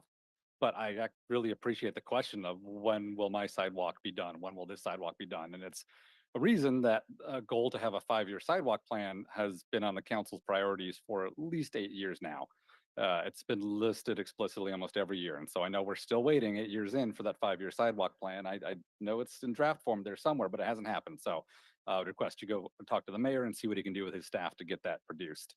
I want to say thank you so much to the Bremerton Police we had here and appreciate the difficult work that they do.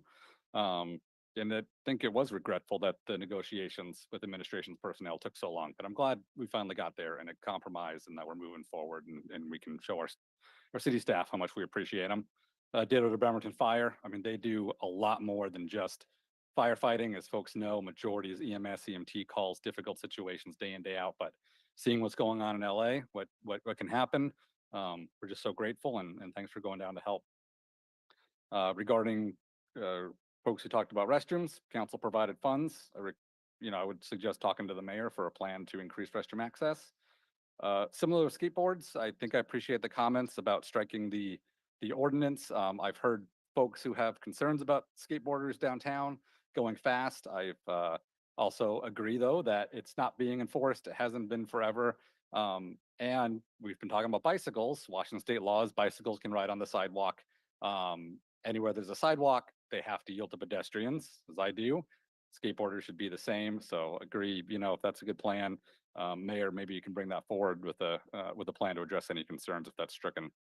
And then the final public recognition on Harrison Hospital. I'm actually wearing a lapel pin tonight with the Alliance for Equitable Healthcare. I was co-founded that has been advocating for increased healthcare access and is continuing to do so. And I got involved with that because when I was door knocking on council, I heard just the concerns from so many people who live near Harrison and the associated healthcare services who were mortified to find out that we were losing that hospital and that we were promised that they would stay open until they had both towers constructed, which never happened. So just appreciate the comments there. There's a lot of work to do to keep bringing in healthcare access. And I guess a couple slides. I know it's late at night. I'll fly through them quickly. As Mayor mentioned, groundbreaking next week for Quincy Square, super exciting. Just a shout out to Katie Ketter, the project manager on that, for working so closely with the business owners and folks running businesses on that street and residents. And neat to see that the museum's clock and the fisherman statue is all wrapped up and protected. So looking forward to the new street. Next slide. Gonna show the same slide I showed months ago from a trip to Walla Walla. What can we do better in Bremerton? Streeteries. It's been almost 2 years now since business owners in my district were notified to get rid of their streeteries. We had to push back and there was gonna be a plan to enact it. I volunteered to work on an ordinance that replicates what Walla Walla has, where business owners can invest in it. They pay for the streets. I was told that was gonna be coming, and then last word from Public Works is still, it's being transferred to Parks. They're gonna build it and rent it out to the business owners. I disagree with that plan. I'd like to see us just copy what Walla Walla has done. So I'm asking Mayor and administration to please move that forward so that businesses can start investing in the streeteries. And when we have Quincy Square in place, that's a walkable, event-focused place that you can also walk to these streeteries and enjoy local businesses. Next slide, I think just last one or two. Was with Councilor Mockler at the housing and healthcare meeting today. One of the things presented, in addition to what she showed, was this Olympic Connect, which is brand new. It's another hub for services that are working with a variety of folks, and that includes local government. It looks like City of Paulsbo has signed on, and the county as well. And so I'd like to see us explore that as a city, of connecting with them officially to see how we can better serve people and direct them to resources. And very last slide, another kudos to Director Barker and Parks. I showed the top left picture, I think it was back in November, for this group. It started with a advocate that lived in my district, came to me, wanted to help out more in Entity Park with the disc golf course, had a master's in environmental science and landscaping, was frustrated. I said, you know, let's keep talking. Director Barker did a fantastic job working with them and Parks Commission. And the Kitsap Sun just had an article showing their second cleanup. It's just fantastic to see the volunteers empowered and doing good in our parks. So thank you so much again to Parks, and that's it for me. Thank you. We'll go to Councilmember Fry. Well, I guess she knows how interesting the tired of me. council member reports are. I think I'm next. Councilmember Chamberlain. Hey, okay, so did a slide come through there? Okay, I just have one slide. A district meeting coming up, and more like a community meeting. We're gonna have a little powwow about Stephenson Canyon. It's gonna be on February 18th from 5:30 to 7 o'clock at a little place on the corner of Clare and Lebo. Location is in the bottom right-hand corner. And our new Parks Director, Director Barker, is going to join us, but we might even, if we didn't alienate them enough, Public Works might come to this one too, and give a little information about Stephenson Canyon. There's been a lot of really great things that have happened over there, and I'm hoping we get a little bit of history, a little give a little bit of information to the community members. It's just a hidden gem, and so many different trailheads. I went walking through there today, and it looks pretty good. It looks pretty clean. I like to take the trails, and then I like to go a little off trail and just walk in the water, which I don't know if I'm supposed to, but I walked as far as I could off trail in the water on the way back, and which was great because my trail running shoes needed to be cleaned anyway. But it looks really good, but there's always room for improvement. And so I think some of the things that I'm hoping is that we can get a group of interested people excited about Stephenson Canyon again.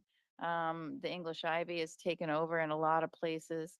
And we need some folks to help out with that too. So part of it is talking about the trails. Part of it is learning about the changes that have happened there. And then anybody interested in volunteering, I'd love to get a group together. Snacks and coffee provided. So please come and join us. And I don't have a slide for it, but the group that meets up at Cafe Perfetto is going to start again in February. And they meet, I believe, the second Saturday of the month, third Saturday of the month, and they'll be meeting again.